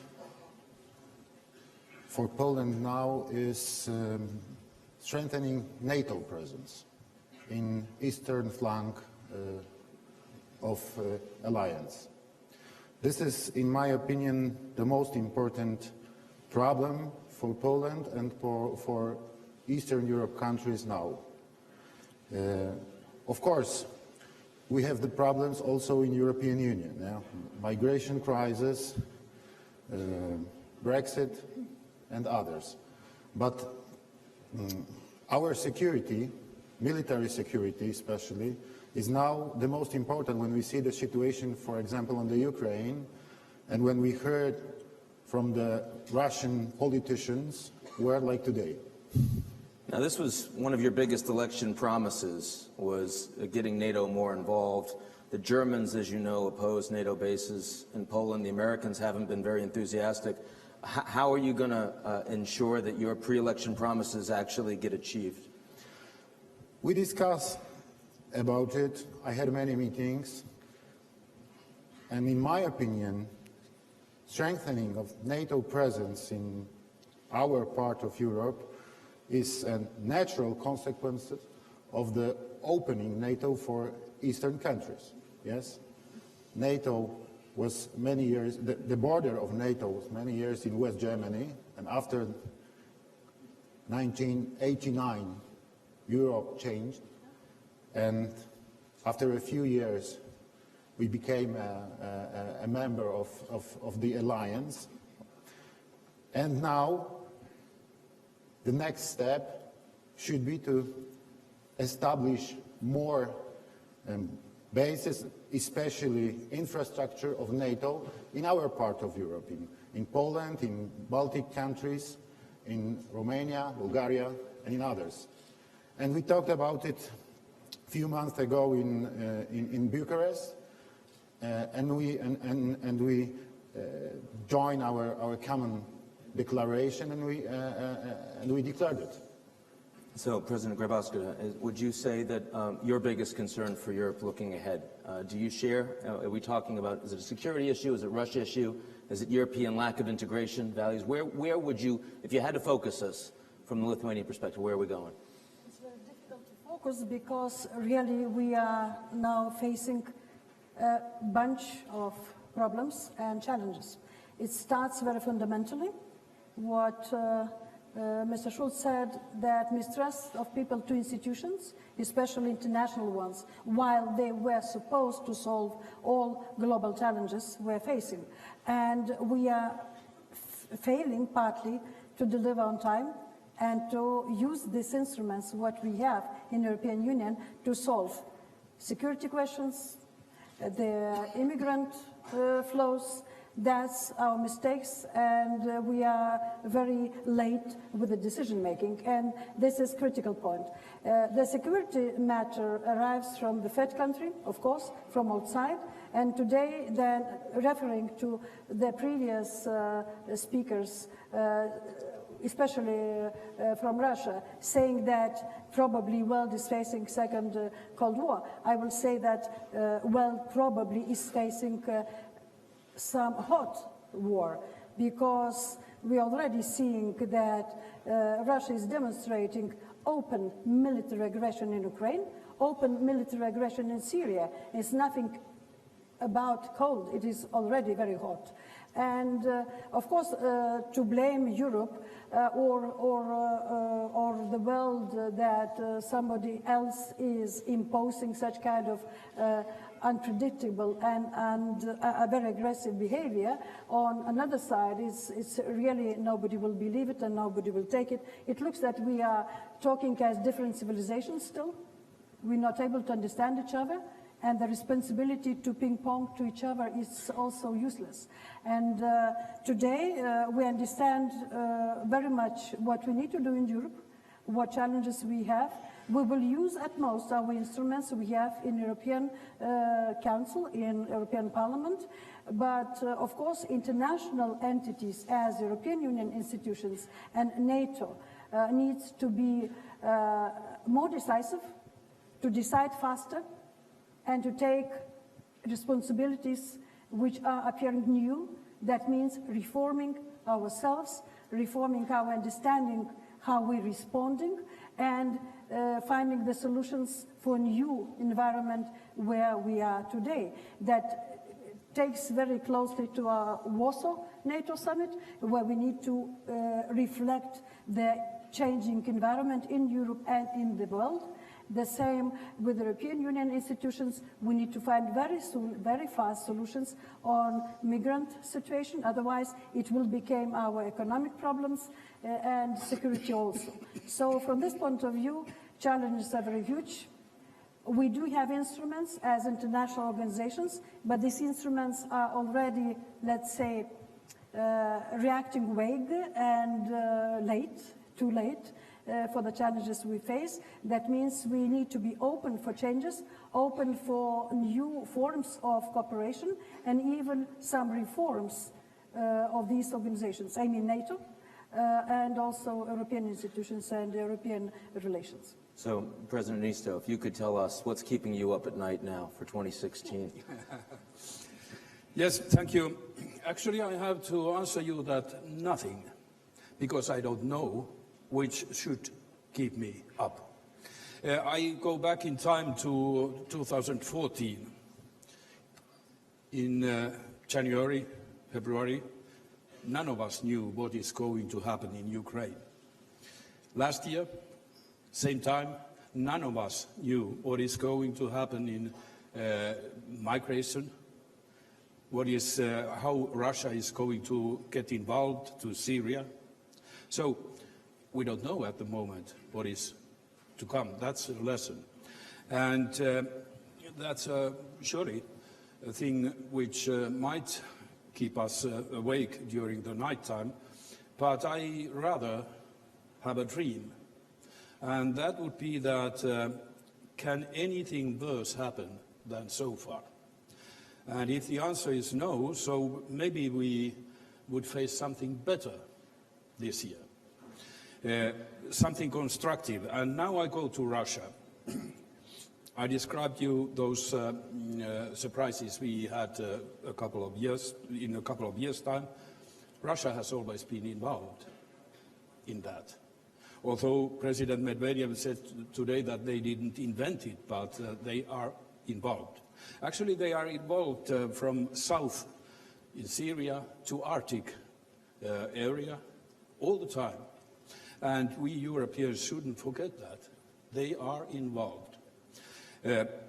What would a dream be? I think that we should work hard to find, to agree, to disagree, to find, in a way, the lowest common denominator where we can start. It is possible. We saw it in Iran, nuclear program. We maybe saw it in Syria a couple of days ago, trying to find something constructive to start with, because Russia is there, always. So to address your question to President Poroshenko, certainly hard to imagine anyone that's been through a tougher time on this panel over the past couple of years. You just heard the presentation by Prime Minister Medvedev. In many ways, an update of the speech given here several years ago, I guess 2007, by President Putin. I want to give you an opportunity as the President of Ukraine to respond. Can you imagine worse? And what are you looking for in 2016? Thank you very much indeed, Mr. Bremer. First of all, I want to thank Ambassador Ischinger and all the organizers for the unique and fantastic opportunity to have this dialogue, because there is nothing any more important than security.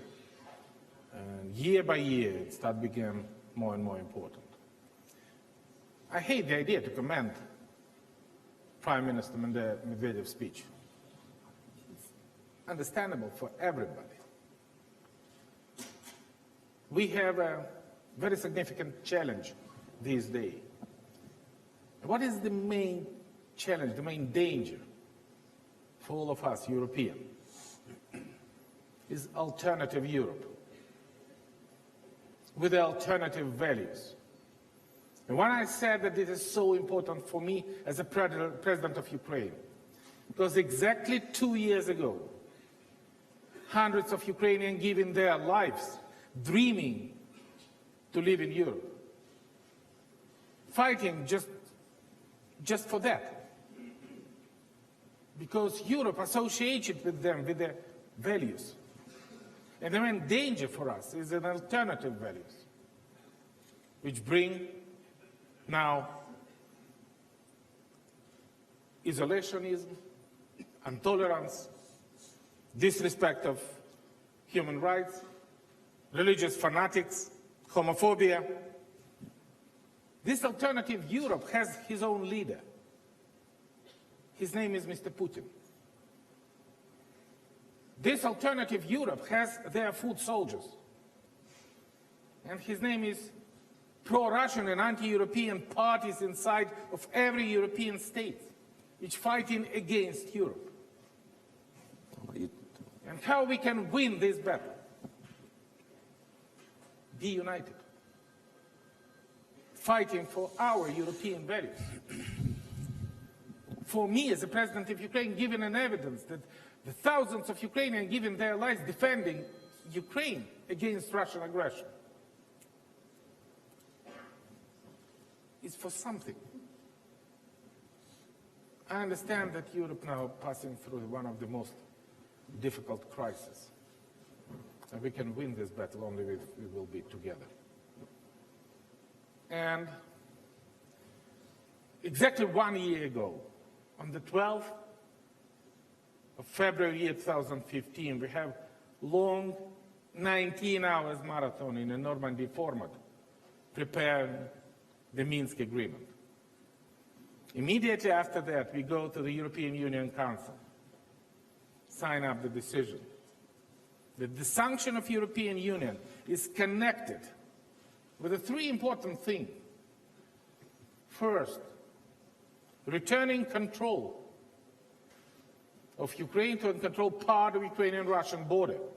Because through this border, permanently, every single day, the Russian troops, Russian weapons, Russian ammunition penetrate into my country. And if there is no control, it should be the sanction. Point number two, withdrawal all the foreign troops from the Ukrainian territory. We have an evidence, and this is not just the dozens of passports, which a Russian passport I demonstrated last year here in this auditorium. And this is just not a lots of evidence. Satellite pictures, drone video, intelligence video, the witnesses of the Ukrainian who live in the occupied territory. Dozens of the Russian soldiers which we kept and bring and presented to the world as an evidence of the aggression. Mr. Putin, this is not a civil war in Ukraine, this is your aggression.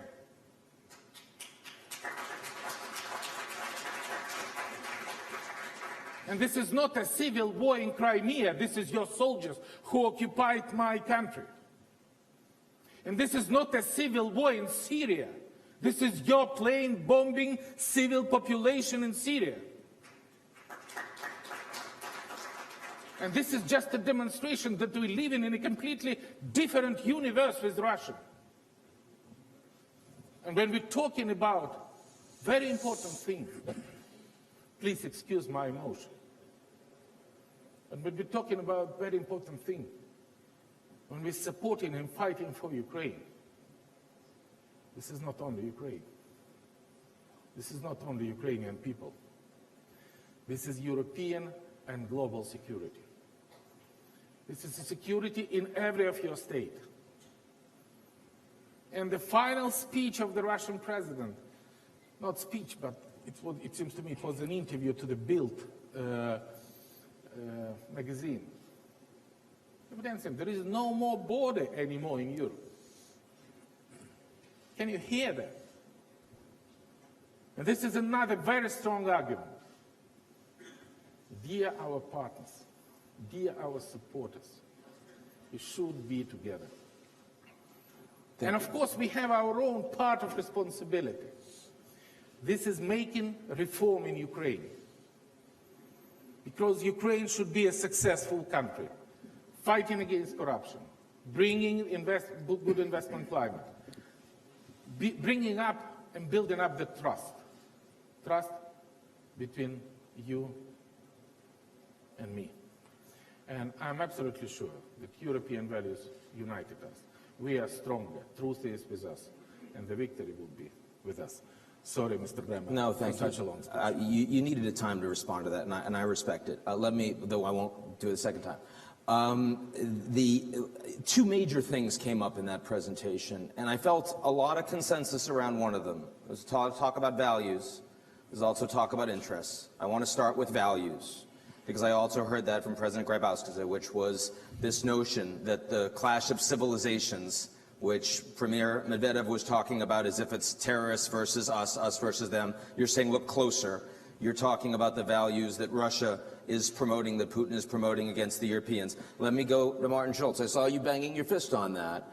What does Europe stand for? Because, I mean, you can talk about Putin and illiberal values, but you can also talk about Pegida across Europe. You can talk about populism on the left and the right. You can talk about a larger European Union, many countries of which, many leaders of which don't seem to share to the same degree the values, the transnational values that you were talking about. So what does Europe stand for today, and how much is it eroding in your view? First of all, I share entirely the view of Petro Poroshenko about the attempt of the Russian government to split the European Union from inside. the anti-European, Eurosceptic, anti-Islamic, Islamophobic, homophobic, whatever kind of parties are strongly represented in the European Parliament. And I listen to them with my colleagues every day. And if I compare the rhetoric of Putin's party in Russia with the messages these people are spreading all over Europe, this is similar. And it is not a surprise for me that no French bank is prepared to finance the French National Front, but that this party gets the money from Russia. This is well known. And therefore, I think we should be very prudent, and I repeat what I said in my first statement. A transnational democracy is based on the principle of solidarity between countries and nations, across borders, across what is separating us in our different traditions, with our different languages, under the very specific circumstances of our history. We decided in the second half of the 20th century that one principle to prevent the repetition of the mistakes of the first half of the 20th century is transnational solidarity and based on mutual respect.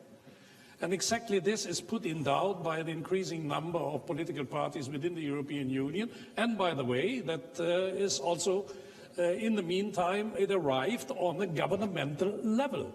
We have parties in the European Union, in governments, in office, who are putting obviously in doubt that principle of solidarity, that principle of mutual respect, that principle of transnational democracy. Look, I give you an example about what I'm speaking. You can draw a fence around your country and believe that a global challenge like migration will pass by your country. This is an error. You can't declare in the 21st century your country as a purely Catholic or Christian country where Muslims have no place. This is putting in doubt the principle of the European Union, that we are all equal, acting on equal footing, respecting the individual despite their religion, despite their nationality, the color of the skin or the origin of the parents. And therefore I think the threat is already within the European Union. To Petro Poroshenko's analysis about Russia and the role of Russia, I want to add one element. The European Union is as strong, Dalia, as the member states want that it is. The European Union was not the founder of Germany. The European Union has not invented France or created Italy. It is the other way around. It are the member states who decide how strong the communitarian institutions are able to act. And therefore, my appeal is once more that the leaders of the European Union, these 28 heads of states and government around the table, sitting next Thursday and Friday in you as well, in Brussels around the table, they are deciding how strong the European Union is. And there is a lot of people sitting around the table who have a clear strategy. My country first, and then we will see what happens. And the spirit of the founding fathers and mothers of the European Union, that we are stronger when we act together, is disappearing with every council more. And the refugee crisis is a good example for this de-solidarization. Therefore, the European Union can only play that role to solve the problems in Ukraine or in Syria or elsewhere if we stick more together to a common action based on the principle of solidarity. And that is what is the biggest crisis of the European Union, that de-solidarization happening already in the societies during the last 20 years is now arriving on a governmental level, and therefore I'm very worried. So, President Niinistö, thank you. Thank you, Martin. Another question to you relating to that on values, because one could argue that your government is a bit of an experiment on this front. Coalition with the Finns, populists on the right, who do not, at least in their electoral mandate, support a lot of the values that President Schulz was just talking about. How do you do that as Finland? How can you govern together with a party that on the values front clearly doesn't make it when your government and your own electoral mandate is clearly committed to that type of solidarization in Europe? Yep. Actually, we have a long tradition of having coalitions and finding out, let's say, maybe it is finding the lowest common denominator. And that has been working. But I would go to a bit further to European values and how they are endangered at the moment.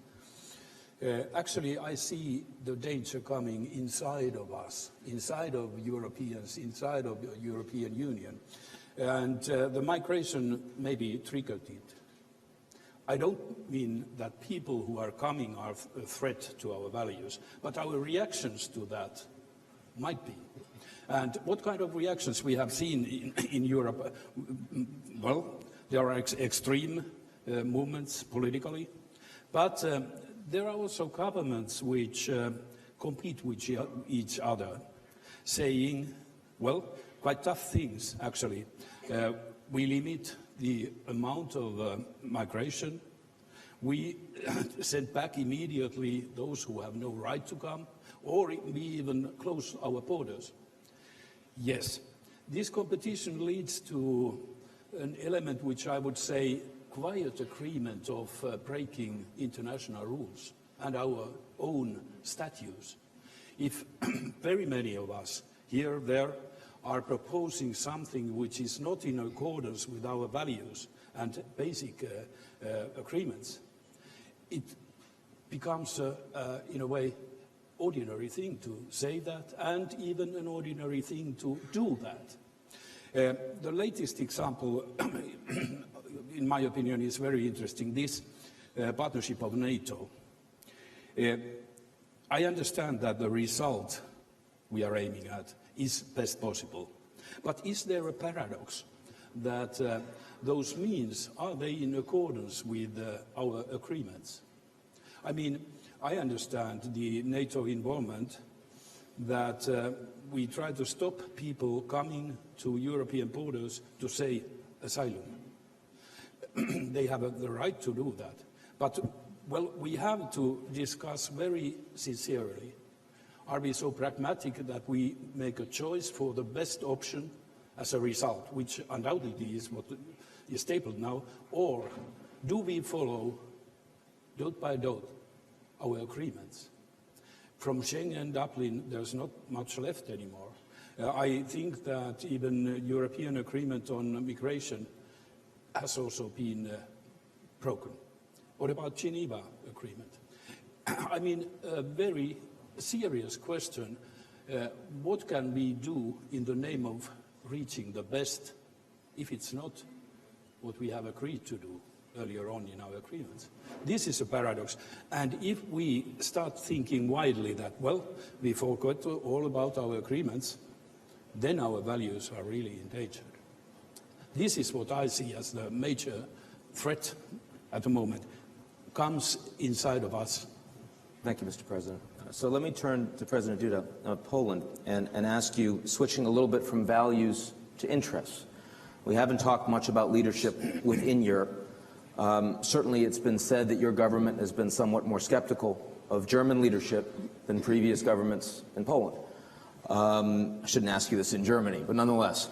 Nord Stream 2, refugees, climate change, EU integration, I mean, on a whole smattering of issues. I'm wondering if you could respond to how you perceive leadership within Europe, both of Germany and broadly, and what needs to change to make Europe more effective in the view of your government. I think in the matter of climate changes, we have quite good agreement from Paris last year, so this is the first thing. The second is, my dream is to have a good relations with all neighbors, because in my opinion that's one of the guarantees of the safety of the country. Yes, so I would like to have a good relations with Czech Republic, Slovakia, Belarus, and also first of all Germany, because this is our biggest neighbor, richest neighbor, and one of the most important countries in European Union. So we would like to have a good relations, but we would like to have a partner relations. So I would like to say that our interests are equal. And if we have some problems, if we have some conflict, for example, Nord Stream 2, yes? Because in this matter, energy, we have other points of view, as I see. This is the problem of our safety, Poland, but also Ukraine, Slovakia, and maybe other countries.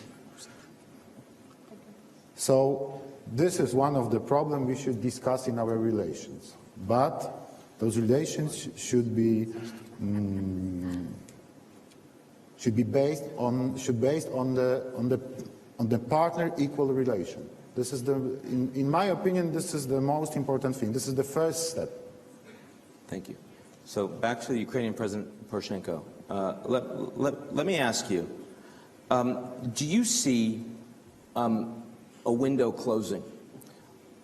You look at the Japanese Prime Minister saying Russia should be brought back into the G8. The Canadians want closer relations with the Russians now. Many of the Europeans are saying that they'd like to see sanctions removed or reduced. Are you in danger of the window closing? This first day, yesterday, it was all Syria refugees, Ukraine barely a conversation. Last year, it was all Ukraine.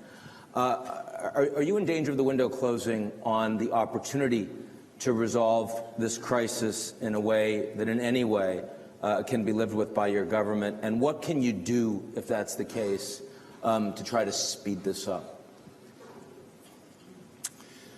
Well, look, I'm a president of the country in a state of war. And I give you only one very important fact. You can run the country only if you are an optimist. If you are a pessimist, you lose the war and you lose the country. In that situation, I strongly believe when the window of opportunity would be open for me and for my people. We strongly trust to European unity, to the transatlantic unity, and to the solidarity with Ukraine. I hate the idea now when some of the leaders speak that we urgently need the dialogue with Russia, forget everything which is happening now in the world.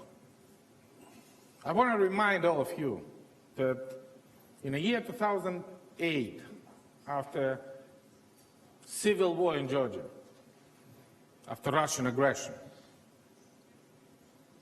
in the year 2010, it was many voices. Let's have a dialogue with Russia. Forget about Georgia. Forget about Moldova and Transnistria. Forget about Russian occupational troops. Let's have a dialogue. That stops the aggressor. Does that stop annexation of Crimea? Does that stop Syria? Does Russia accept and ready to withdraw? Does now Russia give an access to the special monitoring mission of the OSCE, both to the storage of the weapon or to the uncontrolled part of the Ukrainian-Russian border? Does the Russia open for the investigation for the MH17 terroristic attack? Do you really believe that that can happen? And in other voices, sanction is not working. Sanction is harmful more to Europe than to Russia. No, sanction is not a punishment. Sanction is an instrument to keep Russia at the table of negotiation. There is no any other instrument. Because for the 1.5 years I built up a strong army. Another very good example that exactly 1 year ago, immediately after signing Minsk agreement, Russia sent 5,000 troops trying to kill, as they said to the Minsk directly, this is the Putin word, 8,000 Ukrainian soldiers in Debaltseve. And I said never ever. And we have these 5,000 Russian troops. But we defend our land. And other arguments about dialogue with Russia and the civil war. Since I became a president, we released 2/3 of the occupied Donbass. And we don't have any one single conflict in the cities and towns which were released. The only one reason of the conflict is the Russian troops of my territory. That's why we, of course, should have a dialogue. But only when the troops would be withdrawn, when they stop bombing Aleppo, when they stop supplying the weapons, missiles, multi-rocket launch system, ammunition, and fresh troops to me, to Ukraine, to occupied part, and when they withdraw their troops from Crimea. Look, this is the different universe, and we should understand that the sanctions still working, our solidarity should working, and the presentation of Prime Minister Medvedev is just a part of the Russian propaganda, which, by the way, is another integral part of the hybrid war, Russian propaganda, which can be very effective in any countries. And the only way how we can stop the aggressor, again, our solidarity. Please, let's coordinate. So I have to ask you, just a quick answer, but I have to ask you, if you had known 2 years ago that this was the level of support you would get from Europe and the United States, and I've heard you say you're an optimist many, many times, and I appreciate it, is there anything you would have done differently over the last 2 years? Look, you should understand that we understand that nobody sent the soldiers to defend Ukrainian people. This is our own obligation. What we need to do for these 2 years is just to build up the trust. I want to remind you that 2 years ago, Ukrainian leader was not, nobody wants to shake hands with him. Nobody trusts Ukraine. Nobody have any cooperation Ukraine. Former Ukrainian leader was just on the hook with Putin. And today we have a relation with trust with all of our European partners. European partners support us in reform. We have an advisors of European countries in any significant part of our reform. We establish an effective military and defense cooperation. We have a Polish, Ukrainian, Lithuanian brigade as the first symbol of our cooperation in the defense sector. We have now a lots of military instructors from United States, United Kingdom. We have our partners from Poland, Lithuania, and many other countries. And that is the symbol of the solidarity. Because the most important thing we need is just to be together. We avoid default, and everybody will be sure that in the country, in a state of war, it would be disaster.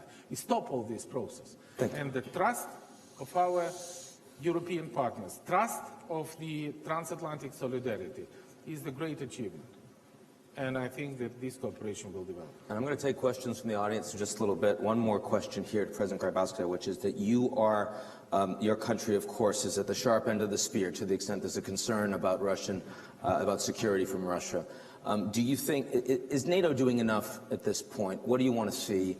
Not just from conventional perspective, but also the hybrid warfare scenarios that so many think about, where it's not a matter of tanks or troops, but rather it's, whether it's propaganda or it's Russian minorities or what have you. How do you think the response needs to go that hasn't so far?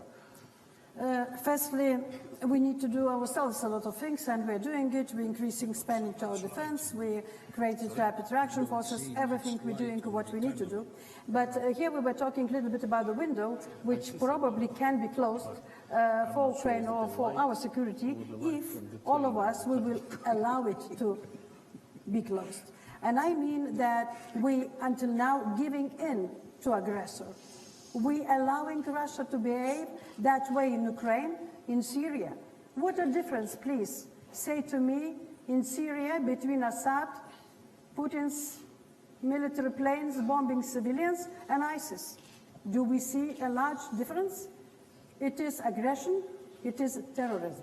And this terrorist today who behaves in that way sits on the Security Council. And we are doing anything about it? No. We are allowing again this to go on. So history taught us never give in to the military repression or terrorism.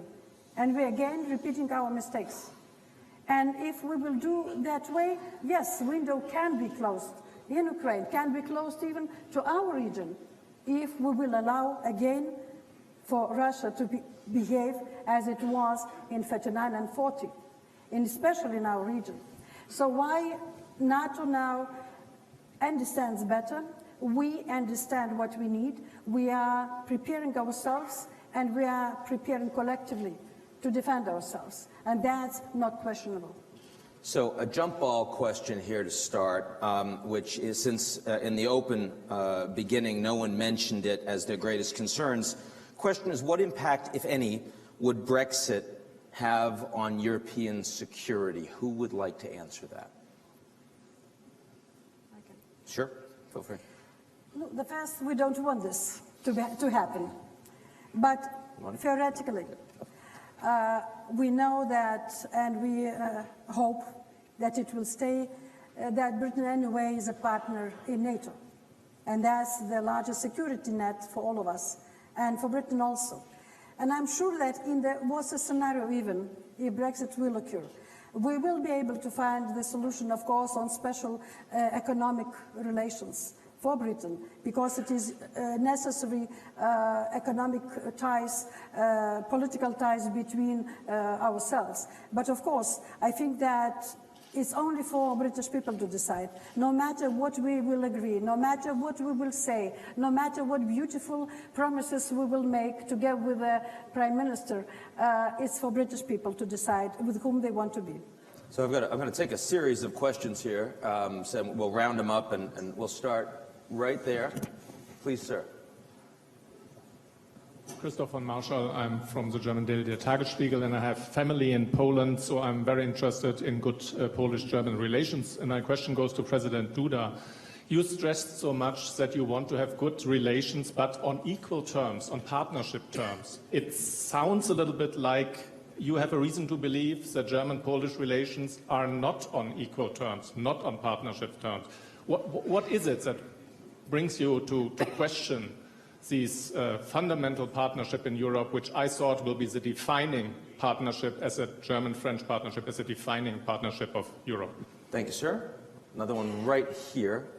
Sir. Thank you. My question goes to President Poroshenko. There are the presidents on the panel from various former Comecon countries.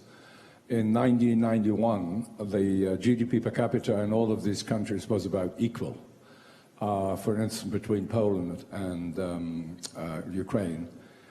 Since then, Poland has grown by about 650%, Ukraine by about 100%. So as the economy may be the key for the future of the Ukraine, what is the way forward, President? And that is, what is the objective of and practice of economic restructuring of the country to bring it really into a market economy, to become on a sort of similar level as your former colleagues in the Comecon world? Thank you. Okay, and then one more there. I think that's Joe Nye. Yes. Joe Nye, Harvard University. I want to ask President Poroshenko a similar question about the economic situation. As you know, Ukraine has an enormous reservoir of goodwill as the victim of aggression, which has led many of us to urge providing more economic assistance to the Ukrainian economy. But my skeptical friends, when I urge that, say it does no good to pour water in a bucket with big holes in it. And very recently, one of your technocratic ministers resigned because he said the degree of corruption represented by the oligarchs was unmanageable and outrageous. How should I answer my friends who are skeptical about my desire to provide more economic assistance to Ukraine? I think we had one more down here. Yes, sir? and then we'll round those up and we'll get to the answers. A question to President Poroshenko. I had the great honor to be more than 2 years ago on the Maidan and having many discussions with the students then. Of course, the whole thing was started when your predecessor stopped the association agreement. But I had the impression that the main thing for the students were that they were afraid that then the awfully corrupt regime will go on. They expected from the European Union that it will bring, like to other European states, a proper administration, a rule of law, and so on, which of course creates the force of a state. How do you see the chance to improve this? Because, to be honest, there we have some deficiencies. So what have the Germans done to offend you, and why is your economy so bad and corrupt? Who wants to start?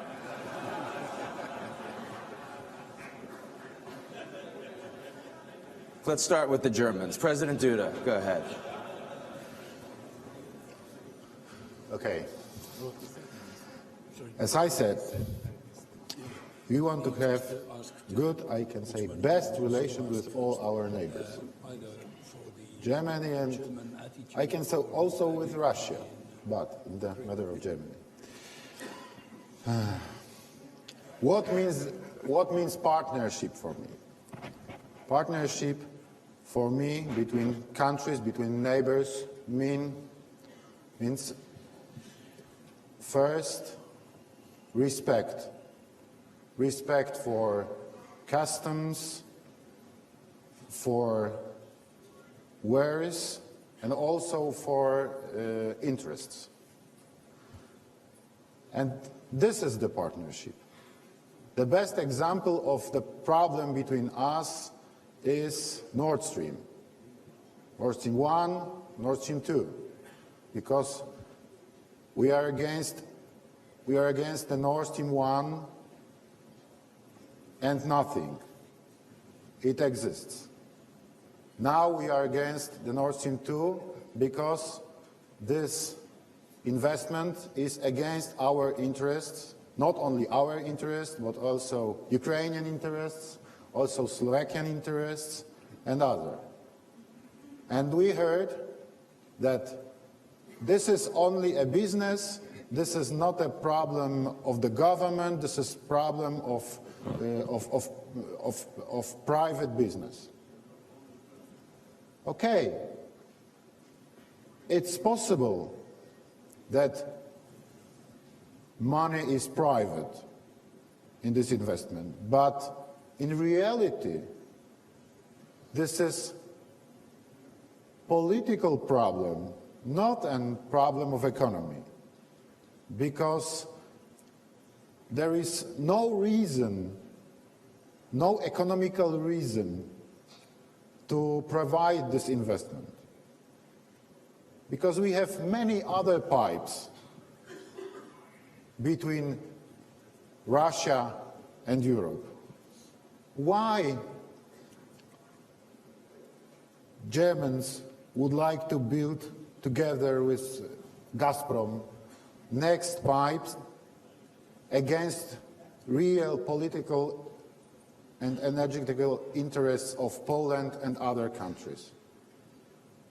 So if you ask me about partnership, the answer is respect for interests of both countries. And if we have a problem, we should discuss about it, and we should understand each other. And this is the partnership, real partnership for me, in my opinion. Do you want to weigh in on that as someone who sees above all of these things? Do you?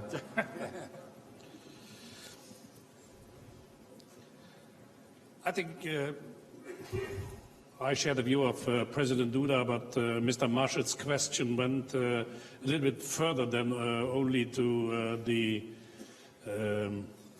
Nord Stream question. I think if we in the European Union would intensify and deepen our strategy for more energy independence altogether, that would make all us more independent from energy supply, either from the Gulf countries or from the Maghreb countries or from Russia. And therefore I invite that we discuss in the frame of Nord Stream also about the role of Poland in building up a common energy union on the union of the level of the European Union that concerns immediately the coal mine region in Silesia. So not difficult. I was the mayor of a coal mining city with a closed coal mine. I know about what I'm speaking. But we must put our partnership in a broader frame, and we can't not reduce it to only one question. But the question was, and therefore I want to add an element. What is the basis of the German-Polish relationship? I share with Mr. Marshall one thing. My wife is born in Poland as the daughter of a German couple leaving from Poland in 1958. And with my father-in-law, I was always in a complete disagreement about Poland because I thought that Germany has a specific high responsibility to the Polish nation. What Germans did in Poland should never be forgotten and gives until today Germany a specific relationship in relation to Poland. And my feeling was that Germany stuck to that duty during the last 25 years, especially since 1990. And I want to remember here that Germany was the decisive country at the end to give, to solve the problems in 2003 and 2004, also the financial problems, to assure that no enlargement of the European Union was thinkable without Poland as a full-fledged member of the European Union. And therefore I think partnership means in mutual recognition and on equal footing and without any prejudices, either on the German side nor on the Polish side. Now to you, President Poroshenko. Yeah. I want to add a few words about the Nord Stream. I think that was a very important word that we should put on top the interest of the European Union and then national, even if it is an interest of the national business. If we need to invest $1 billion or 1 billion euro to increase 7 times the effectiveness of Ukrainian gas transportation system, or on contrary, invest $20 billion in the Nord Stream 2, in having as a purpose in rising up the competitiveness of the Europe as general, the answer is absolutely clear. We invite the investor to come in a gas transportation system of Ukraine, make Europe stronger, no matter if there is a political interest or business interest. Because unfortunately, Nord Stream 2 has only one purpose, political. Make Europe more dependent, make Ukraine, Poland, Slovakia, Croatia, and any other countries weaker. So if we be strong enough to give a right answer to the Russian Nord Stream 2, that make Europe stronger. Now, given the situation with what's happening in 20 years when we have an equal GDP with Poland, I can recognize we have 20 lost years without reform, with the corruption, without building up the competitive climate, rising oligarchs, and everything. And now we have a very tough challenge. And me as a president of the country said the war is not the reason for not implementing reform. And for the last 1.5 years, first time in our history, we become energy independent because of Europe. This year, we survived without one single supply of natural gas from Russia, when Russia all the time using it as an instrument of the political pressure on Ukraine. Yes, we do that. But beforehand, the oil and gas sector was the source of the corruption for any Ukrainian authorities, government, president. Now not anymore. We build up absolutely transparent market. This is my efforts in the building up system against corruption.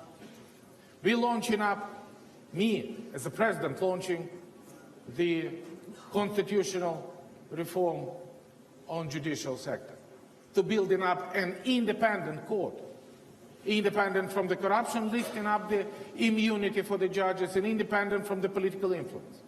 Because we have a disastrous court system. Disastrous. We create a special infrastructure together with our European and American partners.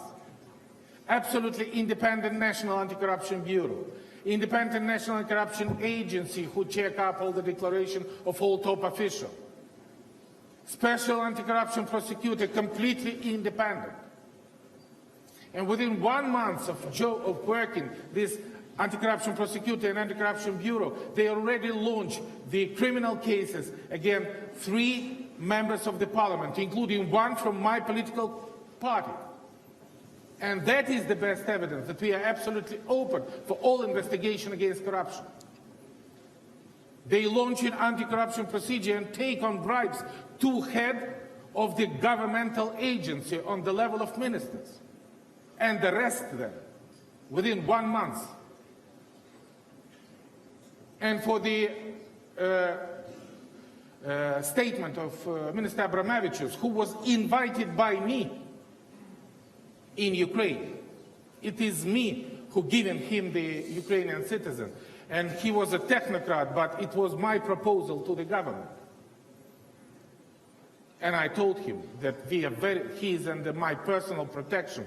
And the investigation of all his things, by the way, he's not blaming for the corruption, he's blaming for the political pressure. But no matter, it should be transparent, and we are open for the all international our advisors and assistants to come and check.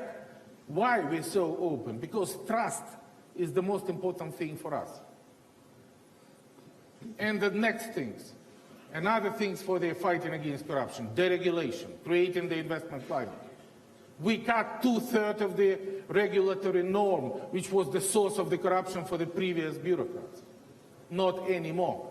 We're launching the special system of the electronic procurement law, saving 40 billion hryvnia in less than half a year.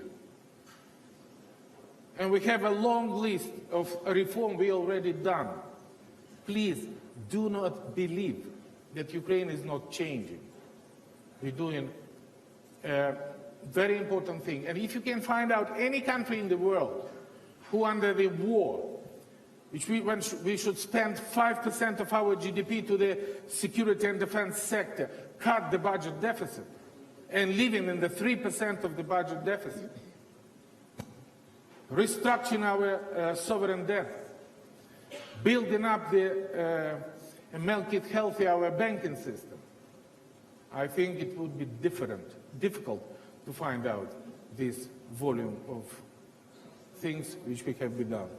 So please, we are open, we are cooperative, and we need your solidarity and your support. And most important thing, your trust. Thank you. So we've got to wrap in a couple minutes. I wanted to at least bring the U.S. in briefly, because we've gone through over a day, talked about a lot of security issues, and it has barely come up. And given that there's an election going on right now, I'm wondering if you had a message that you'd like to hear, a policy you'd like to see from the next U.S. president that would make a difference to make the European situation, from your perspective, a little less parlous, a little more optimistic. What would that message be? I'll give it to the whole panel and we'll kind of go down. President Issa, would you like to start? No, you look like you were yeah. Yes, what we have seen actually during the latest years, or at least we have heard complaints in Europe that the USA has taken back its position in Europe. I think that we all would like to see active transatlantic relations being developed by the new president. That is very obvious. Surely, I would also like to see that, I referred once already to common lowest denominator, that the USA would be capable of finding such a denominator in Syria, in wherever, and taking notice to discussions with Russia, finding that kind of solution. Because, like I said, in all what we have seen during the latest year, Russia has been involved. President Gressel, would you like to? At least to have courage to return for leadership, because we need this leadership in democratic world for peace and for securing the human lives. Today, this leadership is weakened. I think I agree with Mrs. President that we need a leadership, but we have to remember that this is not only an American problem. This is the problem of, these are the problems of, I can say, whole free world. Russians' ambitions, imperial ambitions, and imperial behavior. This is one thing, and the second, the war in Syria. And in my opinion, in the matter of war in Syria, I see the place for United Nations. In my opinion, United Nations should engage in that problem to find a peace solution of war. Because United Nations is a real international community, in worldwide meaning. So this is the first point. And the second point,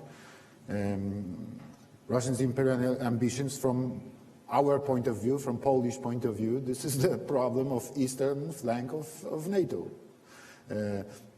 So that's why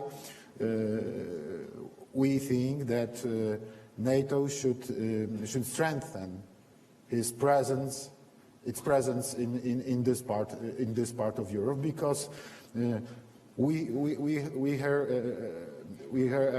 words about the Cold War from Russian politicians, yes, but look at the situation. This is the, I can say, undermining of post-Cold War European order. So what should be the answer? The answer should be no. If Russians increase his military presence in Kaliningrad region, yes, missiles, troops and others, what should be the question? The question should be, okay, you can do that because you don't hear anyone, but we will do the same, and we will give you an answer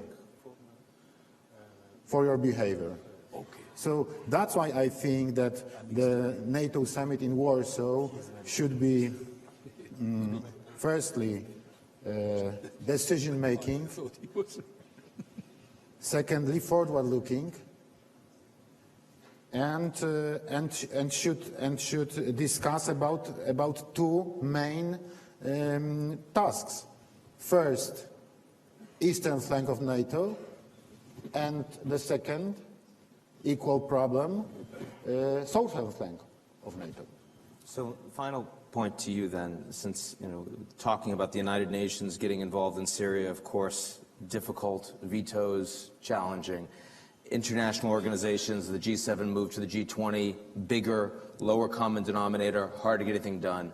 Can we say the same thing about Europe? As Europe's gotten bigger, is it just too challenging? Do we need a lower common denominator? I mean, I've been heartened to see the commonality of values expressed on this panel, and yet we see that they don't necessarily work out that way. As you look ahead for Europe, do you think it's either smaller or lower common denominator in coordination that we have to be expecting if it's one or the other? And that's the final question. Europe must focus on the important items and not play with minor things. The European Union should not interfere in the traffic policy of Munich, for example, but focusing on the question like we raised here. Therefore, the answer is quite easy. Europe should play with big things, and therefore it's completely contradictory to become smaller. Europe has a weight in the world when it is a strong community of strong countries. Therefore, I'm strongly advocating that the United Kingdom stays in the European Union, and I hope that we will find a fair compromise. Secondly, when we are united, we are strong, but only when we not only make promises as Europeans, but when we stick to the promises we did. And therefore, if you allow one addition to what Pedro Poroshenko said in answering to your wonderful summary, why are you so bad and so corrupt in your economy, which I found it's not, after 2 years of his government, the reality. The Europeans and the international organizations as a whole should not only promise, they should deliver. To pledge $10 billion, for example, last Thursday in London for Syria and for Lebanon is nice. And Anna Solberg just arrived. She was one of the hosts of that conference. But then, not to deliver the money is a disaster. To promise to Ukraine, we increase our economic activities in your country for more growth and employment, and then not to deliver. To promise to Lebanon and to Syria, we help you with the refugees. The last donors conference before the London ones pledged 4.2 million and paid was 1.9 billion. And Antonio Guterres told us this lack of payments triggered the refugee movement we just saw during the last year. Therefore, we could help Ukraine much more if we not only promise to invest and to finance, if we stick to the promises. And I started with this loss of credibility of international institutions. I think this is exactly what worries me most. Also at the end of this debate, we can only regain trust of people if we deliver solutions. Thank you. Will you please all join me in thanking the presidency?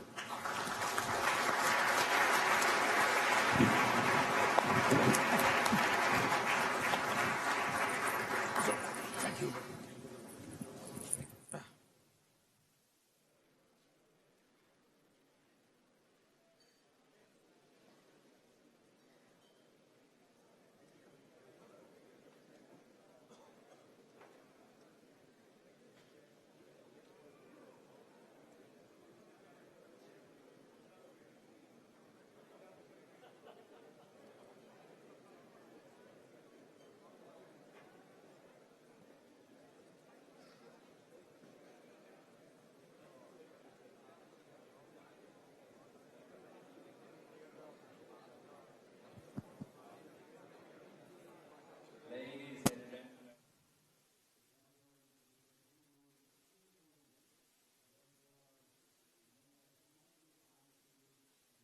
Seated. Thank you.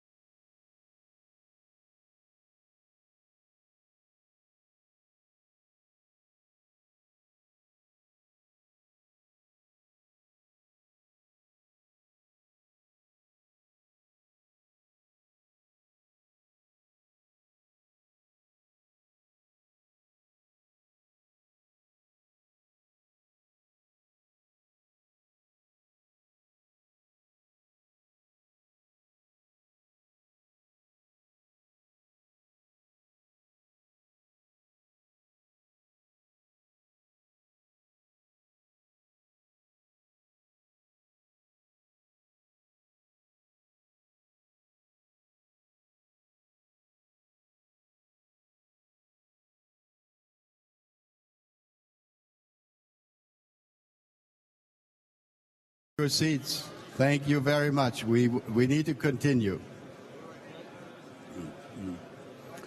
No, wait a minute. I need to get this calmed down.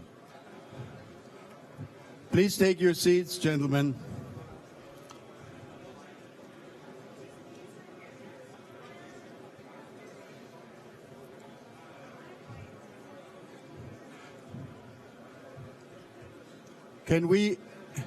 Can we please sit down?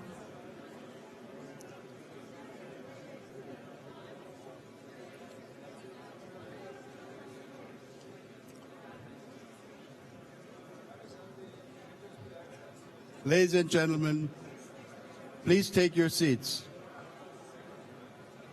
All right.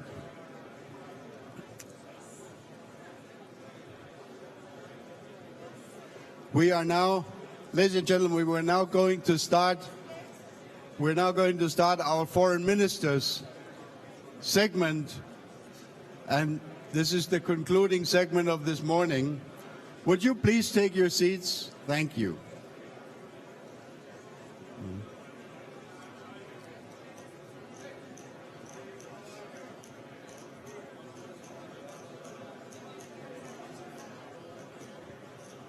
Können wir bitte die Tür zumachen? Ladies and gentlemen, we would like to continue with the conference now. Please take your seats now. Can I have your attention, please? Thank you so much. Thank you very much. We are now going to start. Please sit down. We're now going to start our foreign minister segment. This will begin with a statement from the Secretary of State of the United States, who has been a very frequent participant here in Munich as a senator, as the chairman of the Foreign Relations Committee of the U.S. Senate, and of course more recently as the Secretary of State.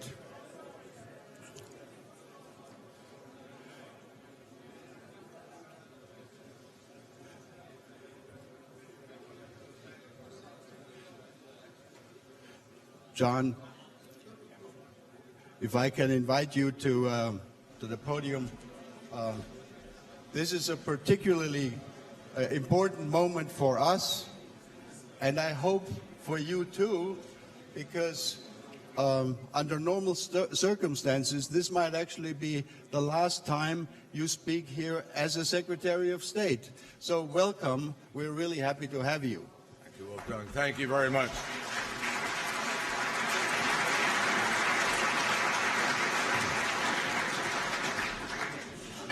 Well, Wolfgang, thank you for reminding me that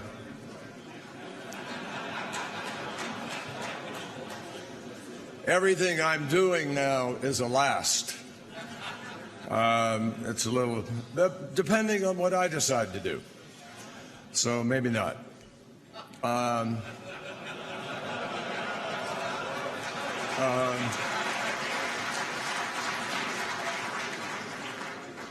I am really happy to be back in Munich, and I'm very happy to share thoughts with this, the 52nd edition of the Security Conference. And I think if you all think back, 1963, the first year of the Munich Security Conference, this forum has always been about the pursuit of peace. And back then, here in Germany, as elsewhere, the Cold War actually felt pretty hot. The wall was a concrete indication of a new reality. Barbed wire was strung across the heart of the country, indeed the heart of Europe. And that was the year that President Kennedy spoke at Rudolf Wilderplatz and said to all who doubted the courage and the resolve of free people, let them come to Berlin.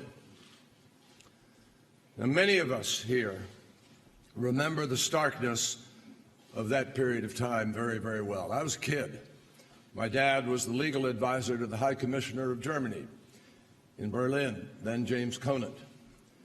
And I was privileged to be dumped off at a school in Switzerland. I didn't know where I was at age 11 or 12. And I saw firsthand what Europe was like in those years emerging from the war. Everything you talked about was the war and the remnants of the war. I used to ride my bike down Kurfürstendamm and see the church and the steeple and the burned out Reichstag. So I knew very well what that was about. And it is clear today that while the Cold War is long over, the need for the same qualities that brought people through that, for the courage and the resolve in defending liberty and in pursuing peace, is absolutely as vital today as it was half a century ago.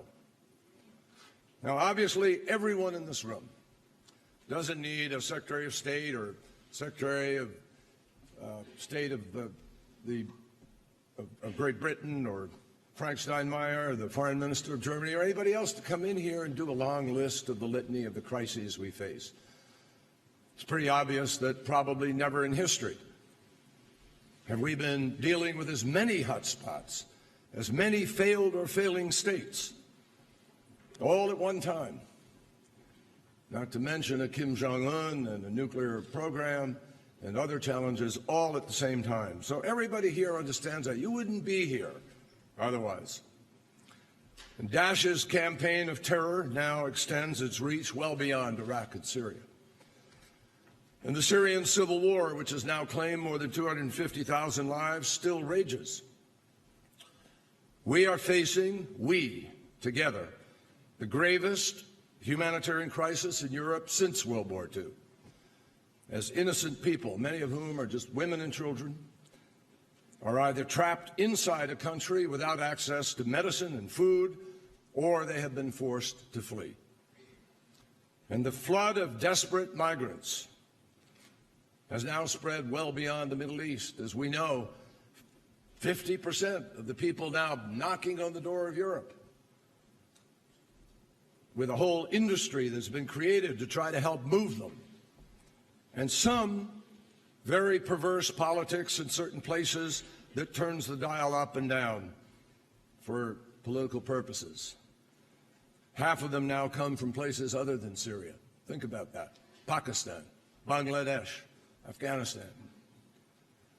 So the burdens of Europe, which is already facing a complex economic, political, and social strain, is now even more intense. And I want to make it clear to all of you, we in the United States aren't sitting across the pond thinking somehow we're immune. We're not sitting there saying this is your problem, not ours. No, this is our problem.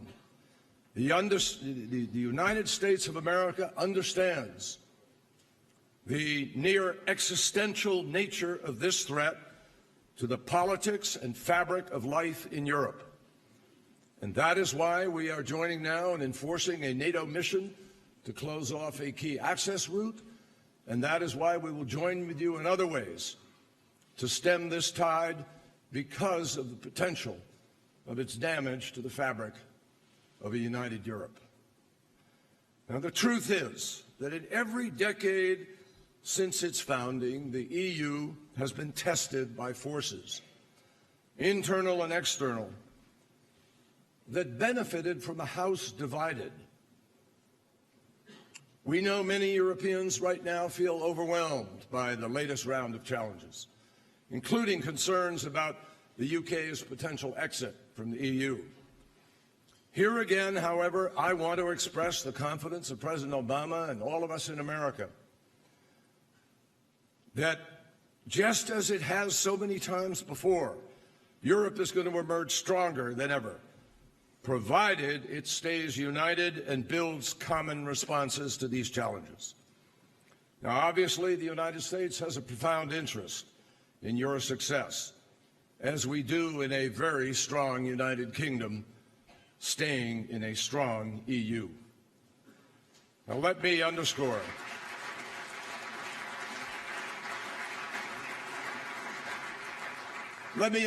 that those who claim that our transatlantic partnership is unraveling or in fact those who hope that it might unravel, could not be more wrong. They forget, or they never understood, why we came together in the first place.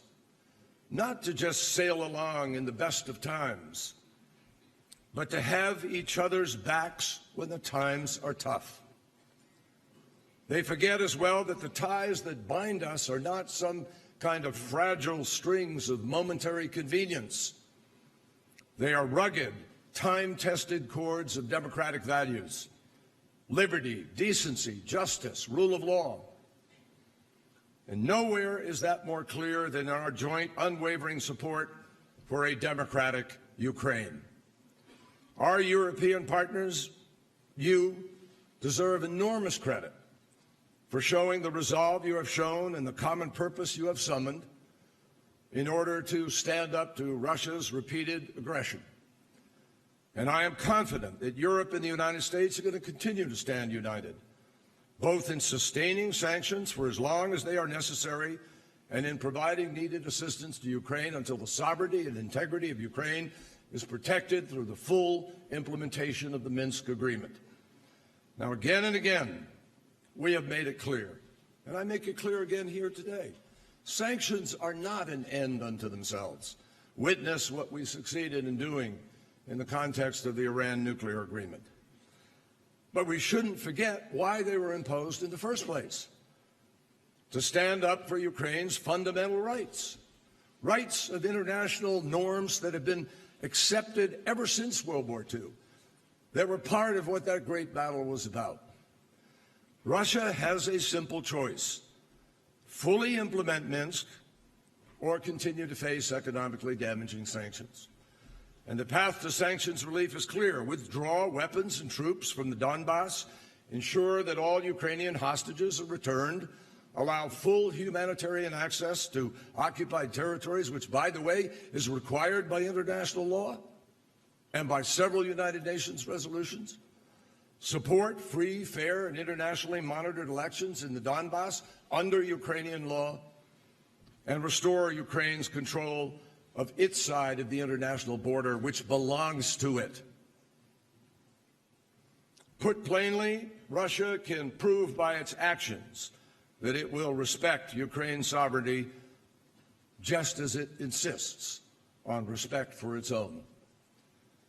By the same token, after 2 difficult years, Ukrainians still have work to do as well. And President Poroshenko, who's here, knows that and accepts that. Neither the people of Ukraine nor their partners in the international community believe that enough has happened in Ukraine either. Ukraine has responsibilities with respect to Minsk, and it's critical that Kiev upholds its end of the bargain. But Ukraine's democratic potential is clearly far brighter today than it was when we met here several years ago. Far brighter even than it was before the brave protests in the Maidan. And with our transatlantic support, 2016 has all the potential possible, all the groundwork laid through the good work of Germany and France in the Normandy format and through the support of other countries, to be able to make 2016 the year that Ukraine proves reform can triumph over corruption. And we call on all of the country's elected leaders to demonstrate the unity, the integrity, and the courage that their people are demanding. Now, in addition to our joint focus on Ukraine, the United States has significantly upgraded our commitment to European security with a planned 4-fold increase in our spending on the European Reassurance Initiative, from just under $790 million to $3.4 billion.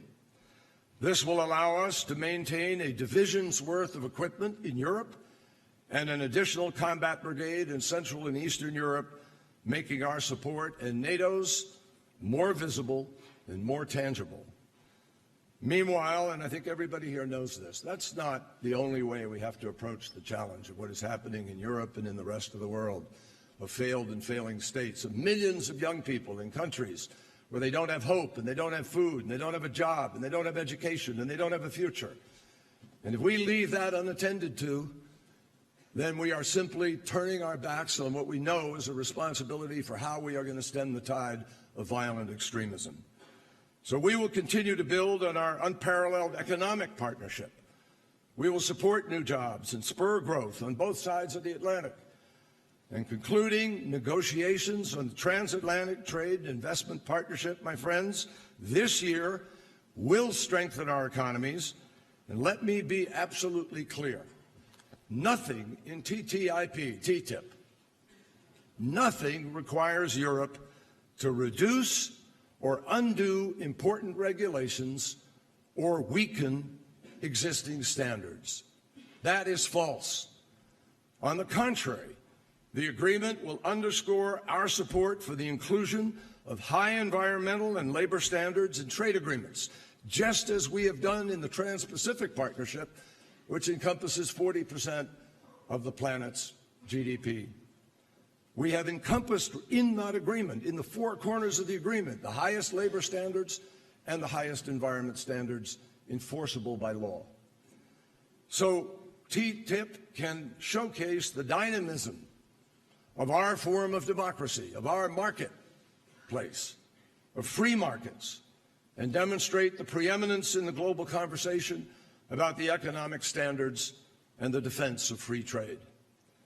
Now, perhaps most urgently, the United States and Europe are at the forefront of facing what has become the defining challenge of our generation, the fight against violent extremism.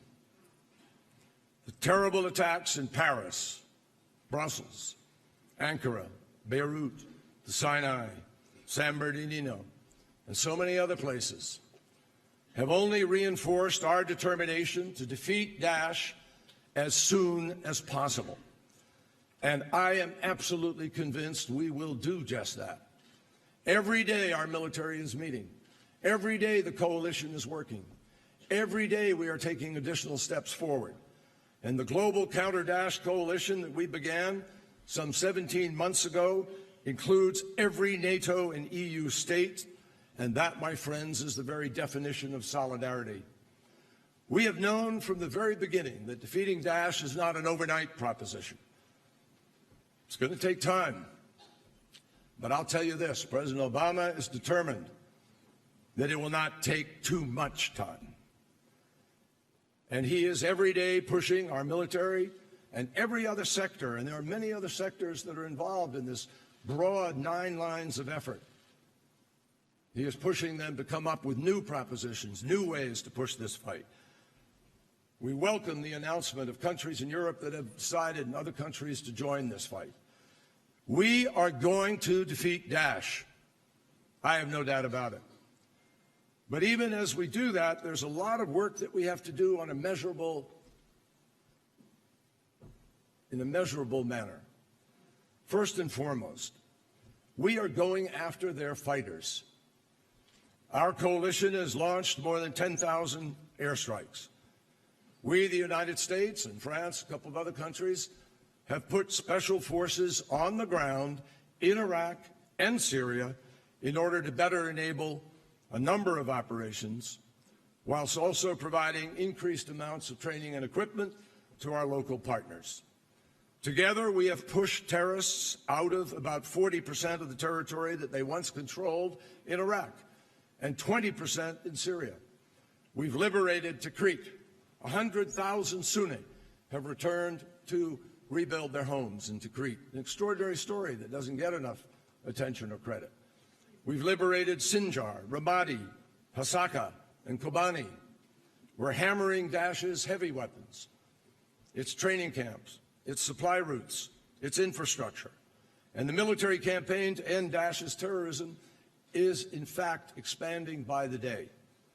But it's not enough just to knock them down militarily, which we are doing. You have to also ensure that they can't get back up. And that's why the second line of effort that we're pursuing is also critical, destroying their economic lifeline. In recent months, we have learned more about Daesh's sources of income, which has allowed us to be more strategic in targeting and hitting their oil production, their refineries, tanker trucks, cash centers, illicit banking facilities. For Daesh, lower revenues means fewer resources to finance military action and smaller paychecks to lure and sustain new fighters. Already, we are seeing the results of this. They've had to cut their paychecks to their fighters by 50%, and in some cases, they've had to cut it off entirely, and they don't have the ability as a result to continue this expansion. This also gives a boost to our third line of attack, which is to reduce the number of terrorist recruits. And because of tighter airport and border security, fewer terrorists are now getting into Syria and Iraq. And in fact, because of lower pay and constant danger, we know that more are in fact trying to get out.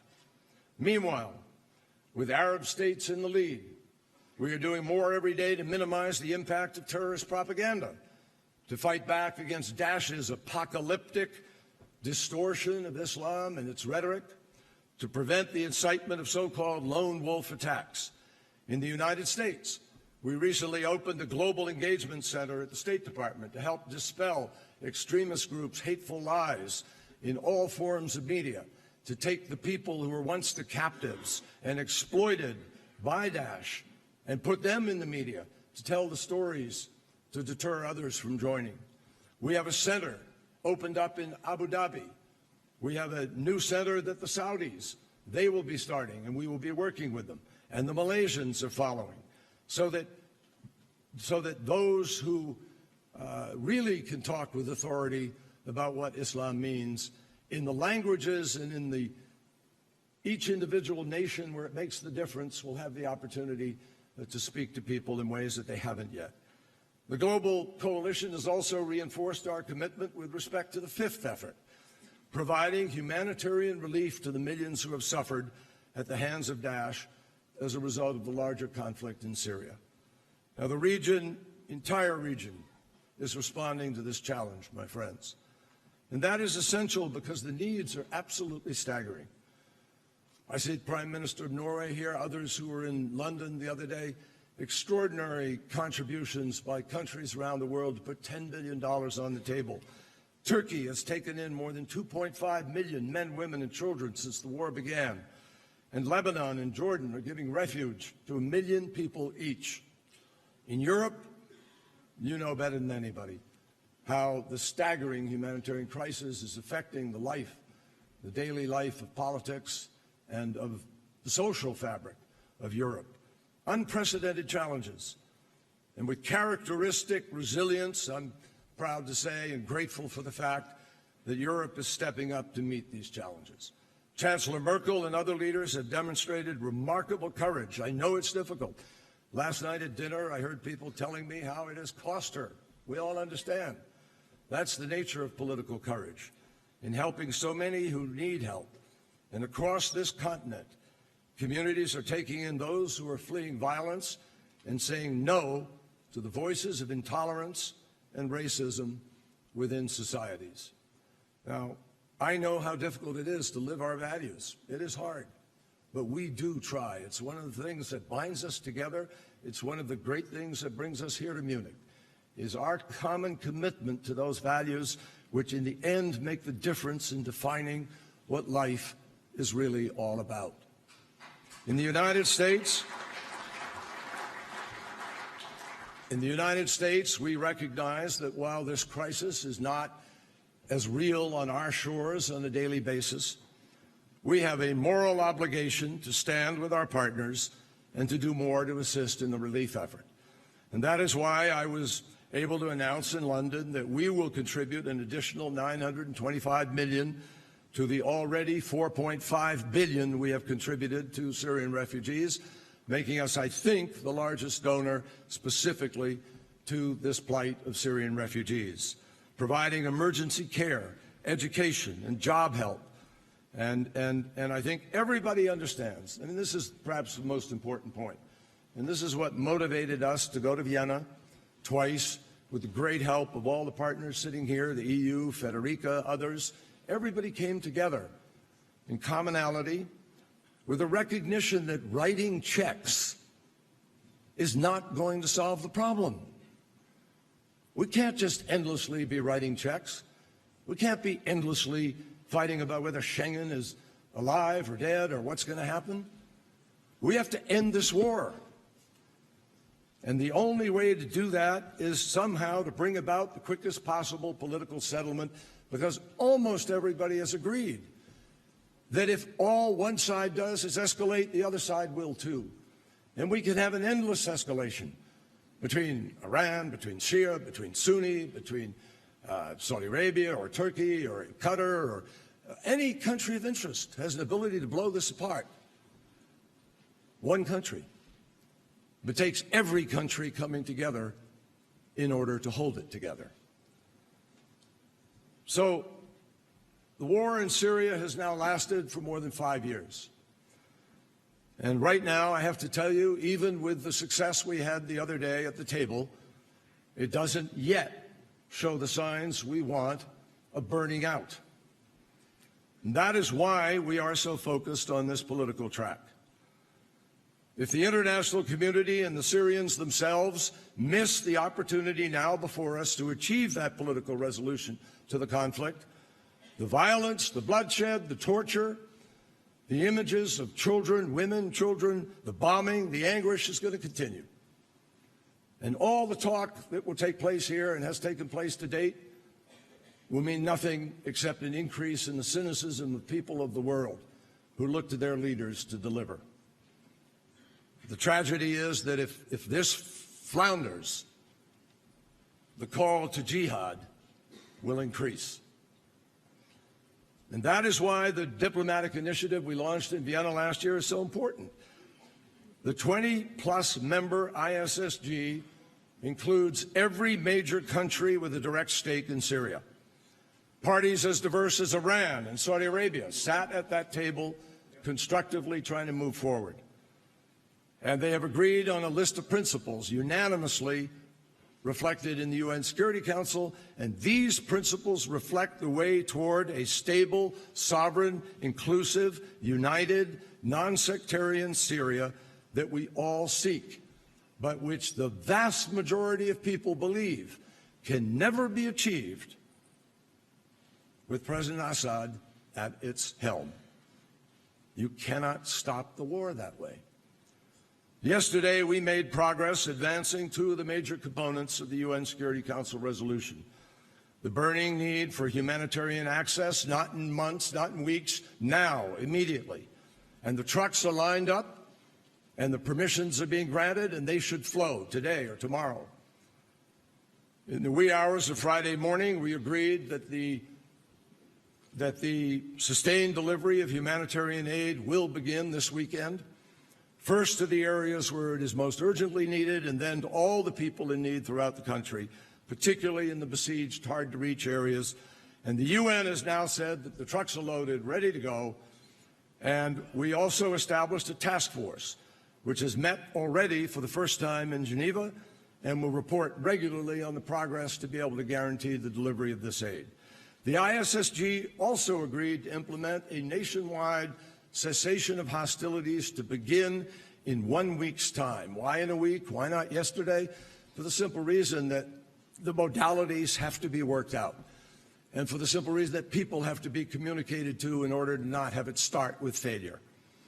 And this will apply to any and all parties in Syria, with the exception of terrorist organizations Daesh and al-Nusra. Now, there is a lot of work to do before this effective cessation can commence. And to that end, we have established another task force, which Sergei Lavrov, who is here, the foreign minister of Russia, and I will chair, together with other ISSG members, and we will work on the modality of how we deal with this. And to date, the vast majority, in our opinion, of Russia's attacks have been against legitimate opposition groups. And to adhere to the agreement that has been made, we think it is critical that Russia's targeting change. And the entire ISSG, including Russia, has agreed to work to make that happen. Now, let me be very clear about this. Foreign Minister Lavrov has said that we need to work together as a group to determine who should be attacked, who is qualified as a terrorist, who isn't. And I will say bluntly, that there is no way to properly put a humanitarian access as ambitious as the one we've embraced in place, and there is no way to adequately deal with a cessation of hostilities unless we do sit down and work together on every aspect of this, from the political to the humanitarian to the military also. And we are doing that now.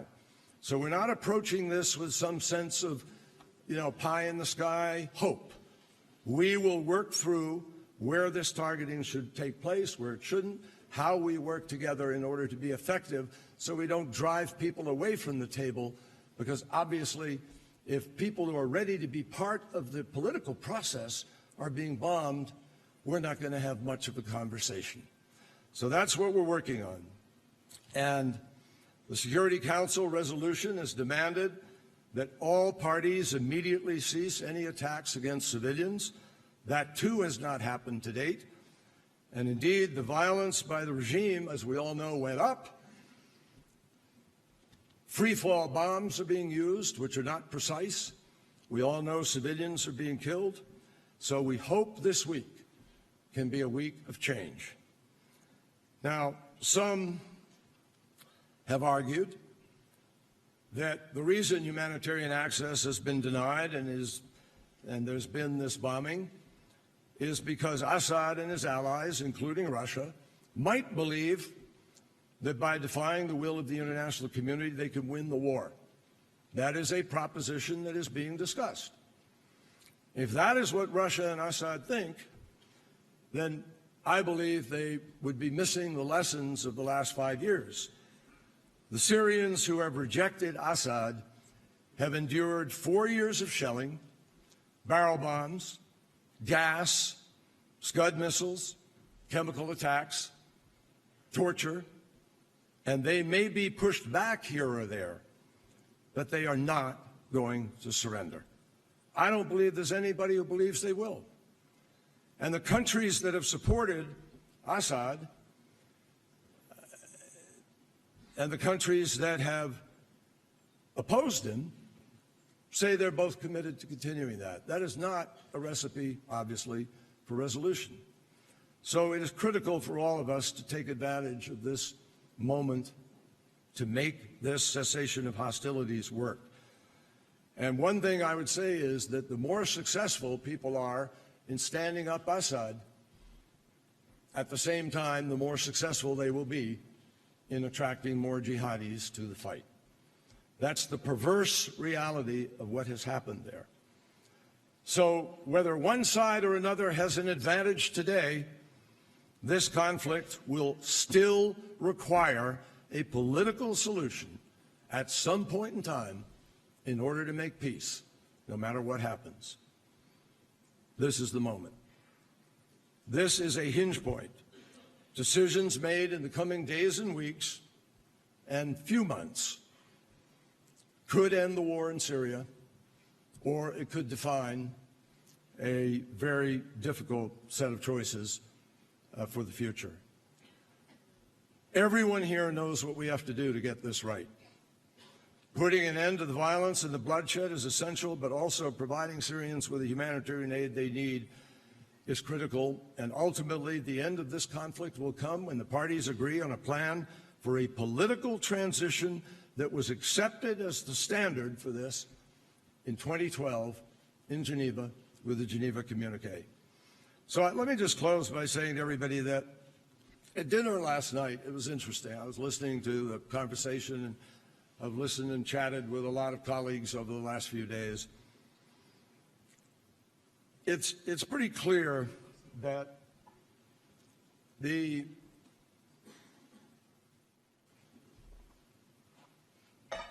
uncertainty, even the fear of what's happening to Europe, of these refugees, of Syria, of terrorism, it's different. And everybody feels that. And as a result, in some quarters, there is a pessimism in the air. I believe we have good reason, actually, to be optimistic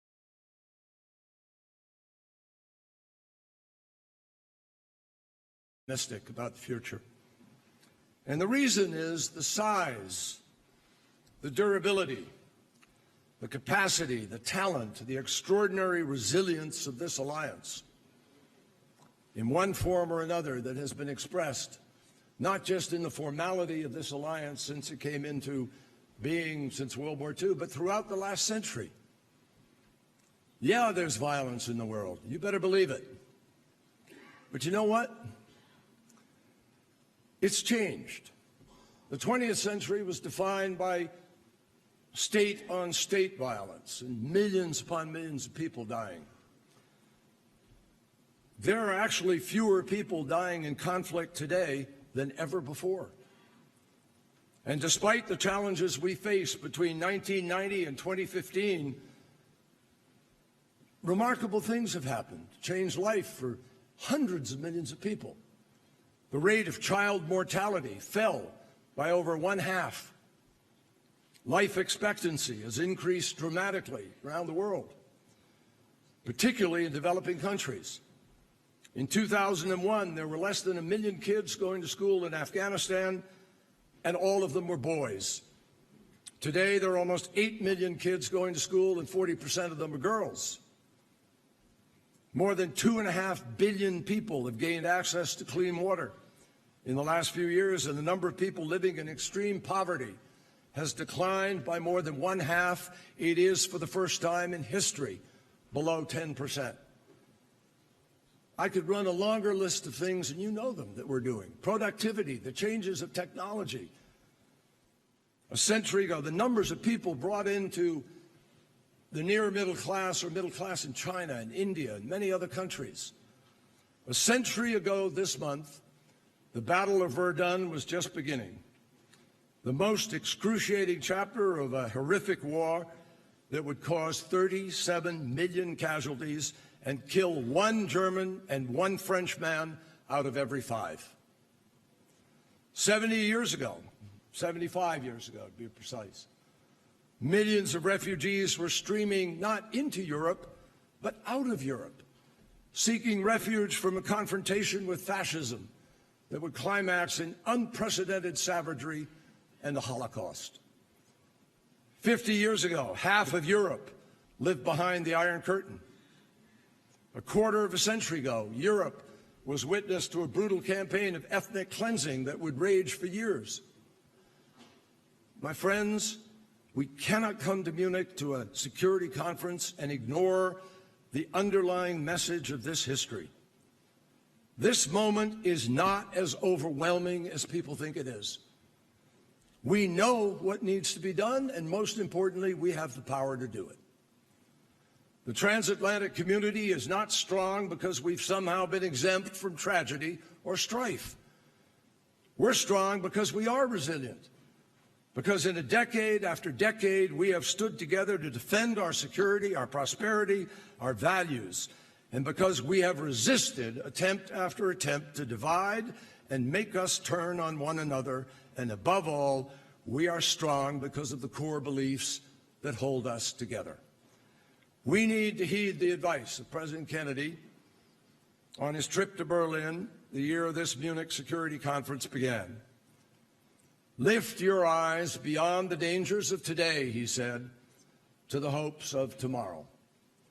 If we do that, if we remember the values at the heart of our partnership, if we take the lessons of history of what we've been able to accomplish and what this incredible alliance means, I have absolutely no doubt whatsoever we're going to get this right, we're going to get through this moment, and we're going to build the prosperity and the security and the stability that every single one of us wants. We are going to do just fine.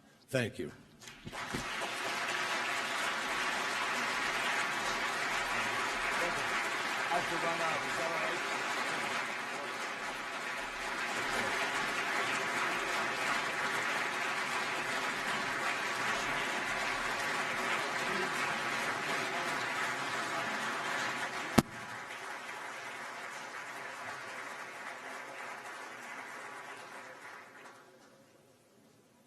Thank you, Mr. Secretary. And let me just say, I stand corrected. Thank you for delivering your last speech as the Secretary of State of the Obama administration. I think that is more precise. Thank you again. I would now like, without further ado, to invite the three foreign ministers to sit on the stage, and we'll have our concluding debate this morning. Please. Sergey. Yeah.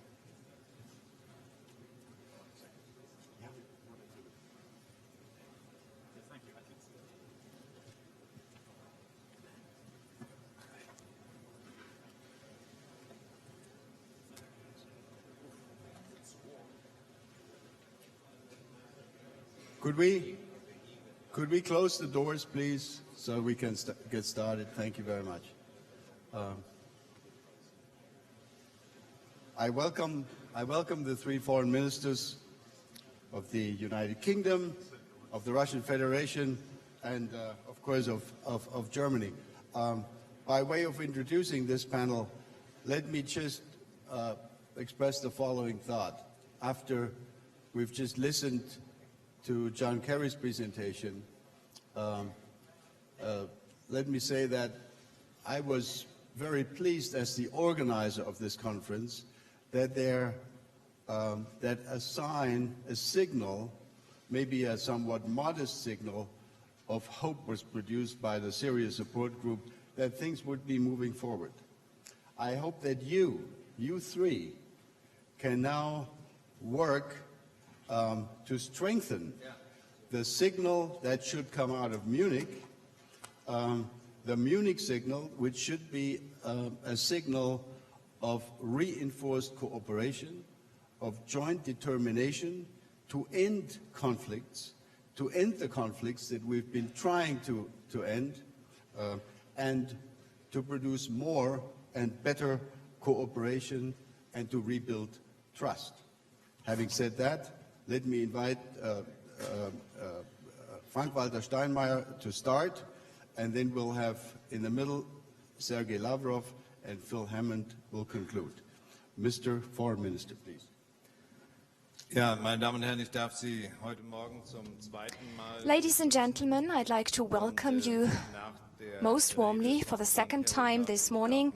And after listening to John Kerry's speech, I think we should also take advantage of this opportunity. I listened to him with great pleasure, as usual, but I have now come to realize that this was the last time for him to deliver a speech in his capacity as the Secretary of State.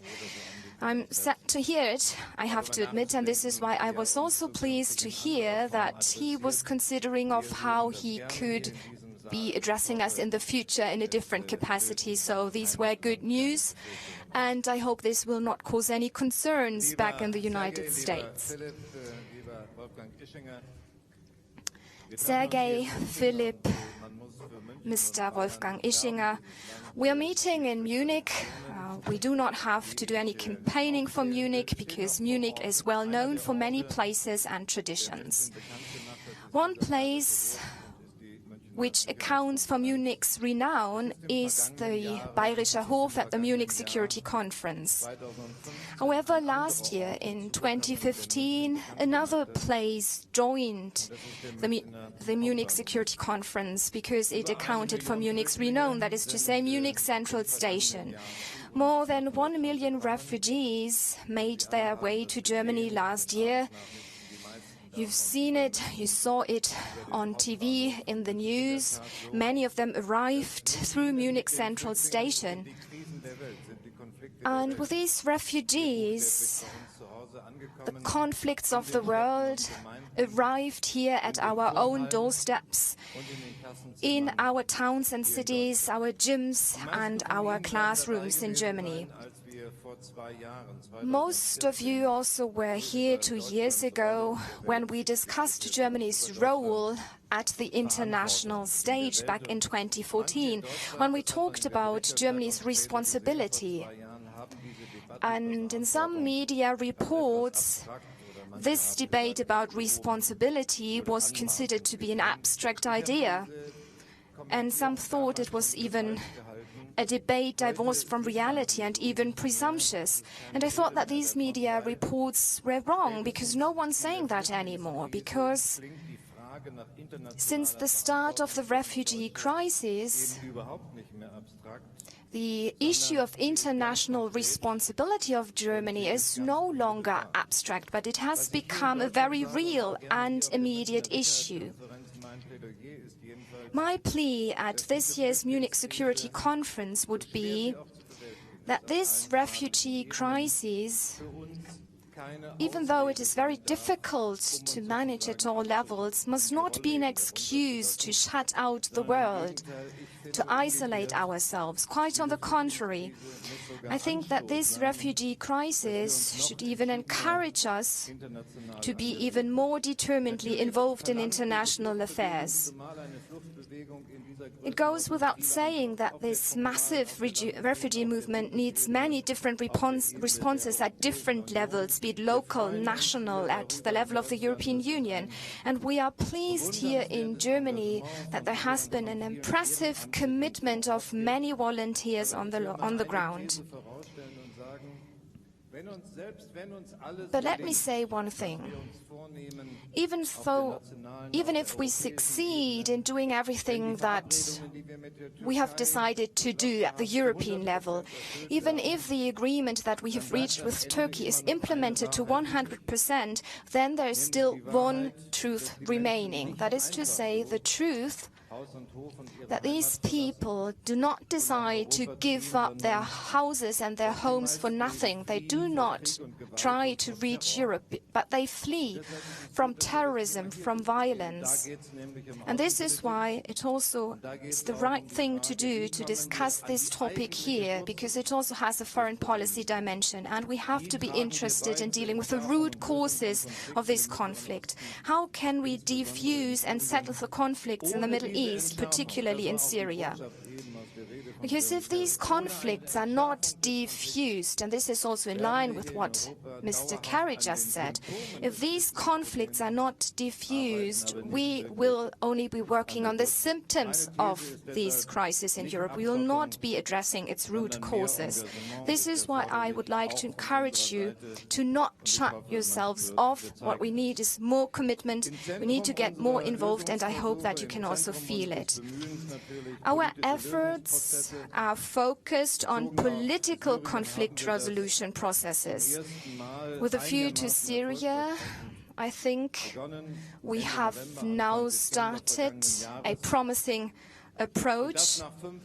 At the end of last year, in November, December, after 5 years of civil war, after 300,000 deaths and destruction, now was the first time when all parties were gathered at the negotiating table, all those parties who need to be there to make a settlement possible. The United States, Russia and Europe, but also the regional players, principally Turkey, Saudi Arabia and Iran. But we did not just sit together. Let me underline this. This was a very heterogeneous grouping.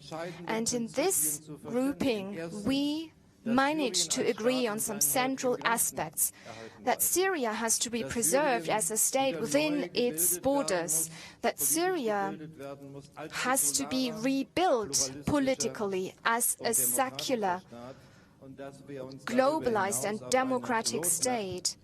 And in addition to that, we also agreed on a roadmap for humanitarian aid, for a political transition process, for constitutional reforms.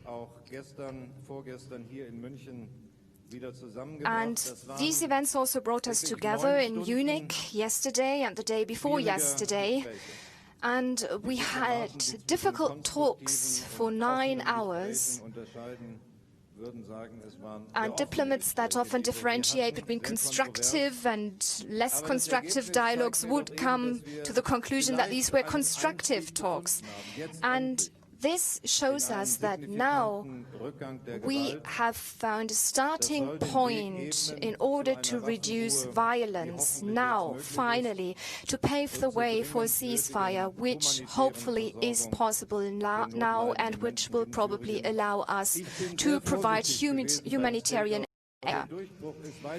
I don't know whether this was a breakthrough. This is what I said will become apparent once the first aid supplies have actually reversed aid supplies, have actually reached the people on the ground in Syria, these people who are currently not accessible.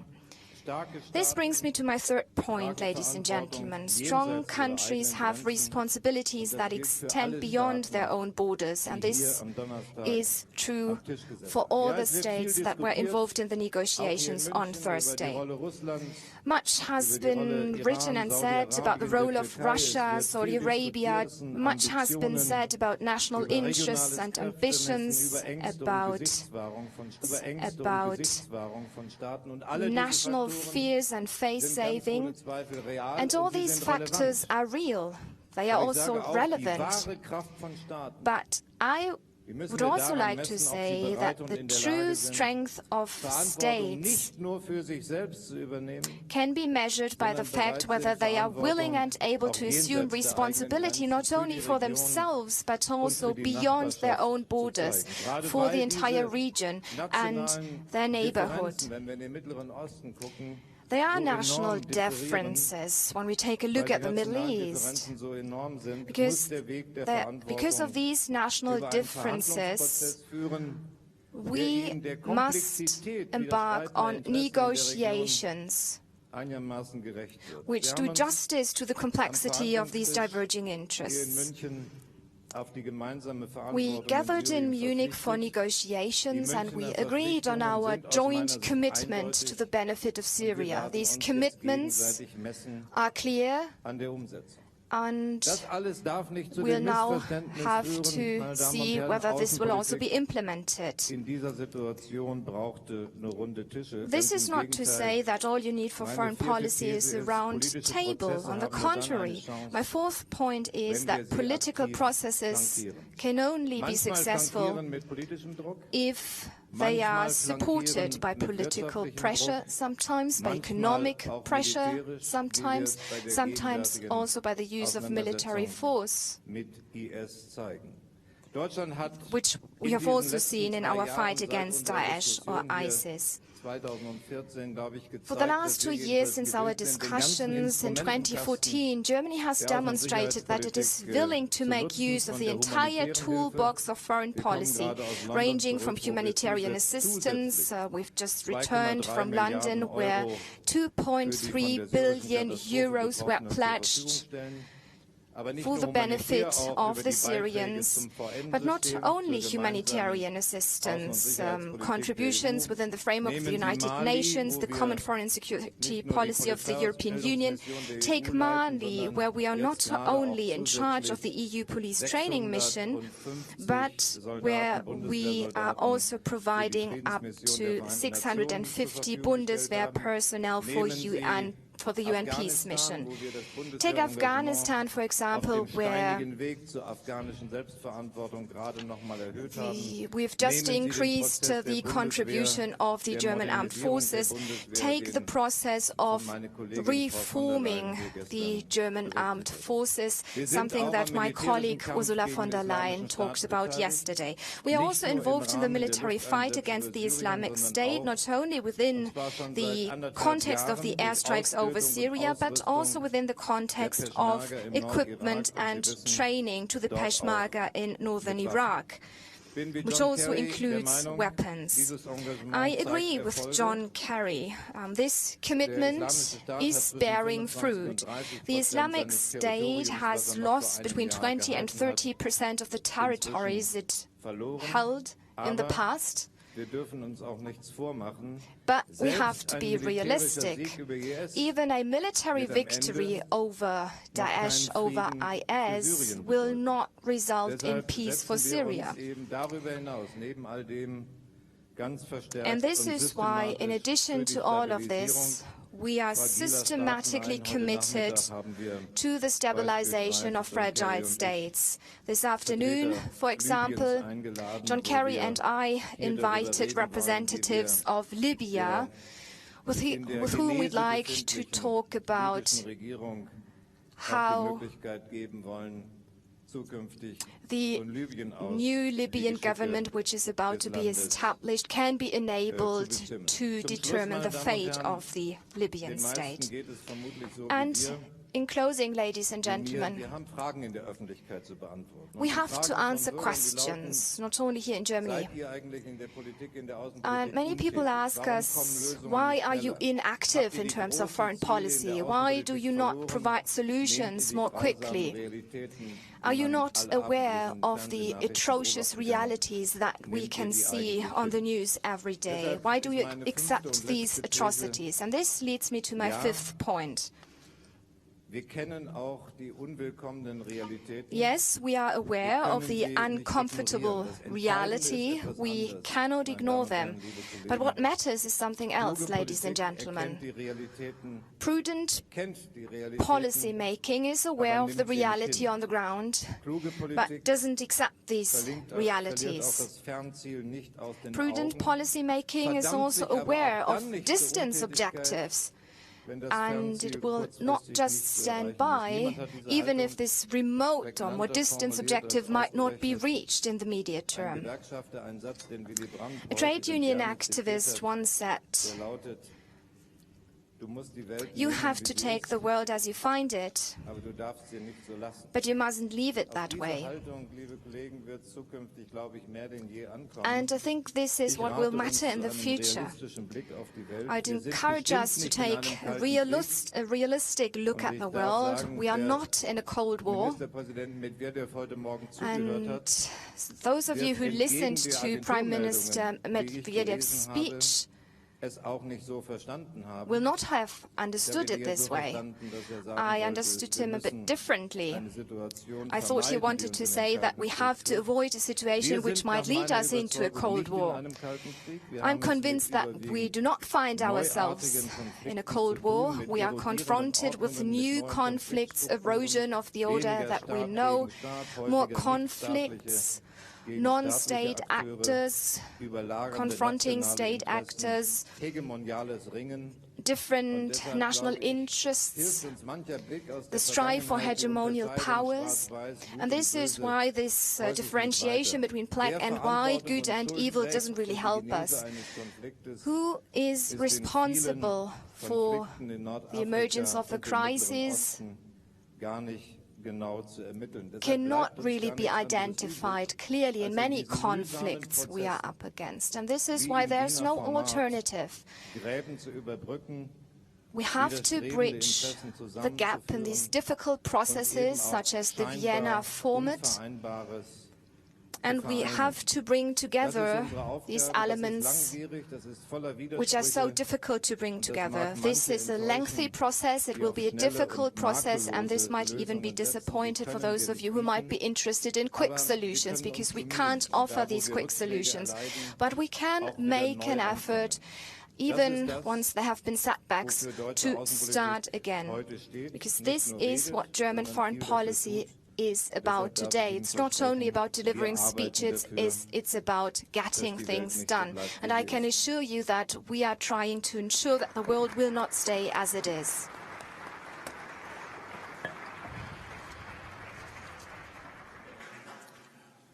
Before we turn to Minister Lavrov, let me suggest to those of you who have made lunch arrangements at 1 p.m., maybe you should call your caterer and tell him to serve your lunch a few minutes late, because we will certainly not end by 1. We will need to go into overtime for at least another 20 minutes or so, if not a little longer.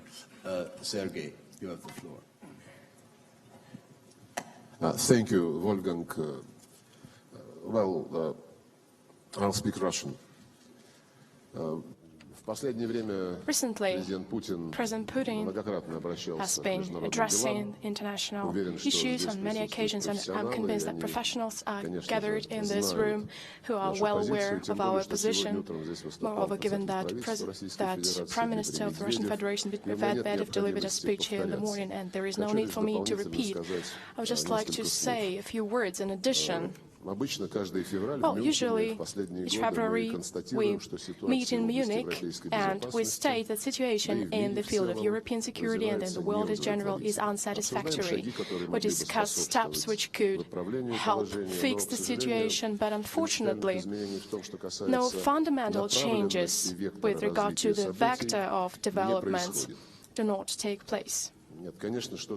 Well, of course, we managed to achieve something, undoubtedly, but very often agreements are not being implemented because some participants try to rewrite them retroactively in order to obtain unilateral advantages to the detriment of the balance of interests. Yesterday marked a year since the Minsk package of measures on the settlement of the Ukrainian crisis has been agreed upon that was approved by the UN Security Council resolution. Unfortunately, implementation of its key political provisions has not begun, in fact, mostly due to unwillingness of the Ukrainian leadership to honestly do its part of a job, and because of Kyiv's eagerness to keep finding endless excuses to evade commitments it has assumed. It is a good thing that Europe and even the US seem to start to realize that such behavior is unacceptable, as it has been demonstrated by the speech of John Kerry, in spite of the fashion for Russophobia in some capitals. Another hot-button issue is the protracted crisis in Syria, and in this case, thanks to concerted efforts, we've managed to establish the International Syria Support Group to adopt the 2254 UN Security Council resolutions that approves key parameters of settlement through negotiations between the government and the whole range of the opposition, including the demand for the Syrians themselves to decide the future of their country. However, in violation of this resolution, a part of opposition is making ultimatums and putting forward preconditions, and they have someone to learn from.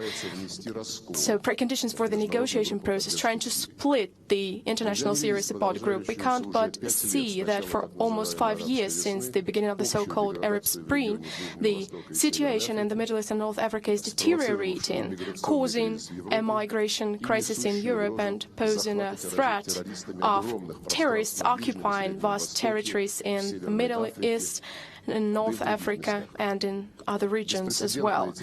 An unprecedented terrorist aggression is also present and evident in Europe, in countries of America, countries that are our allies in the Collective Security Treaty Organization for Central Asia. This is a fundamental challenge to international security, and unfortunately, in spite of certain success that has been achieved in the fight against ISIL and Jabhat al-Nusra, a truly efficient anti-terrorist front has not been established yet, mostly due to the inability of a number of countries to put aside minor issues, and because of intention to take advantage of the situation, to change regimes and fulfill other geopolitical ambitions. I hope that results of the ISSG meeting on the 11th of February will help reverse this trend.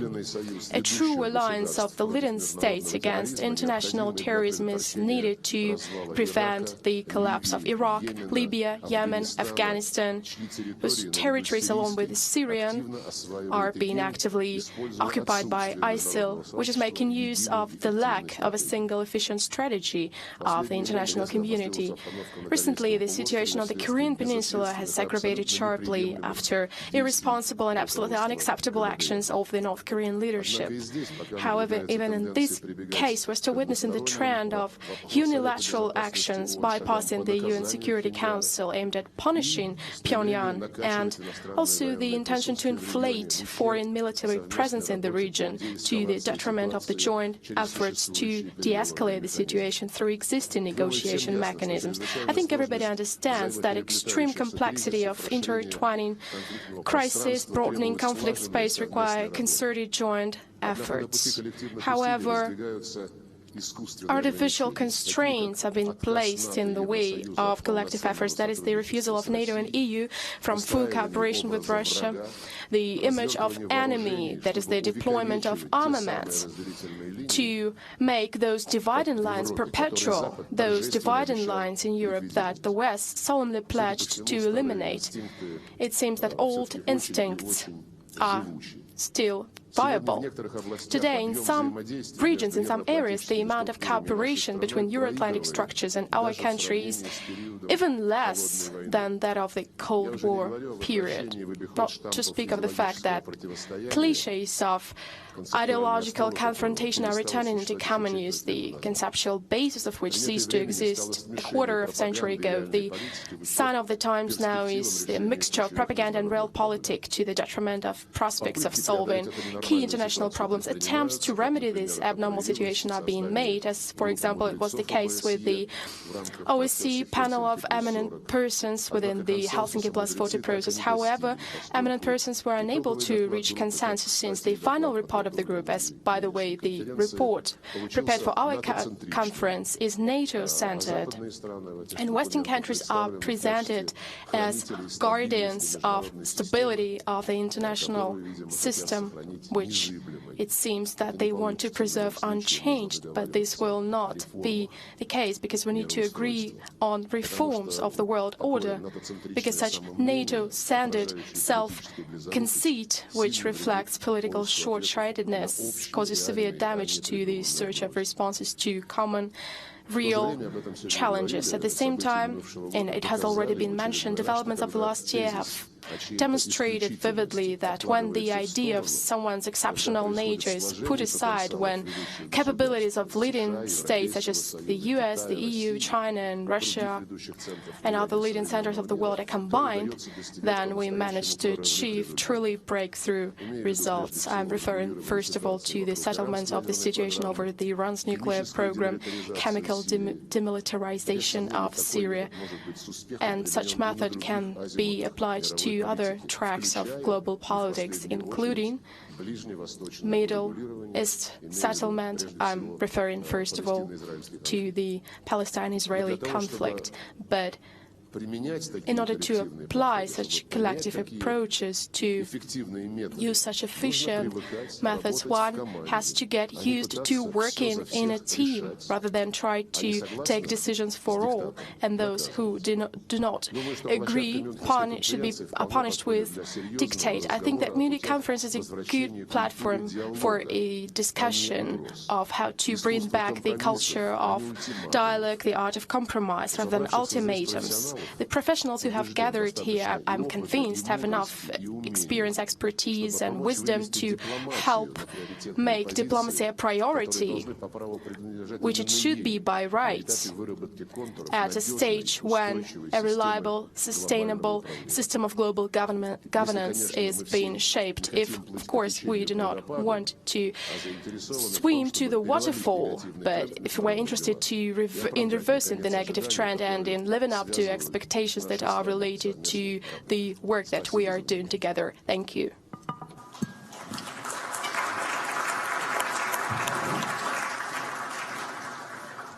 Thank you very much, Sergei. And to conclude our initial round, Philip Hammond. Thank you. Well, I'm not going to repeat what other colleagues have said. I think everybody in this room is well aware of the challenges that we're facing. They're well rehearsed, and among them it's clear that the state-to-state threats are alive and well in the 21st century. But I want to focus on the non-state threats, because in the period since the last Munich Security Conference, that period has been overshadowed by the twin challenges of Daesh and migration. Both of them are challenges to our security, and both demand a response through intervention upstream, the point that Frank Walter was making earlier on, as we respond to protect ourselves from both unsustainable migration flows and from the terrorist threat. And a Maginot Line approach of defending the borders of Fortress Europe, we often hear talk about protecting the common border, whether it's against migration or terrorism, I would suggest is not going to be effective on its own.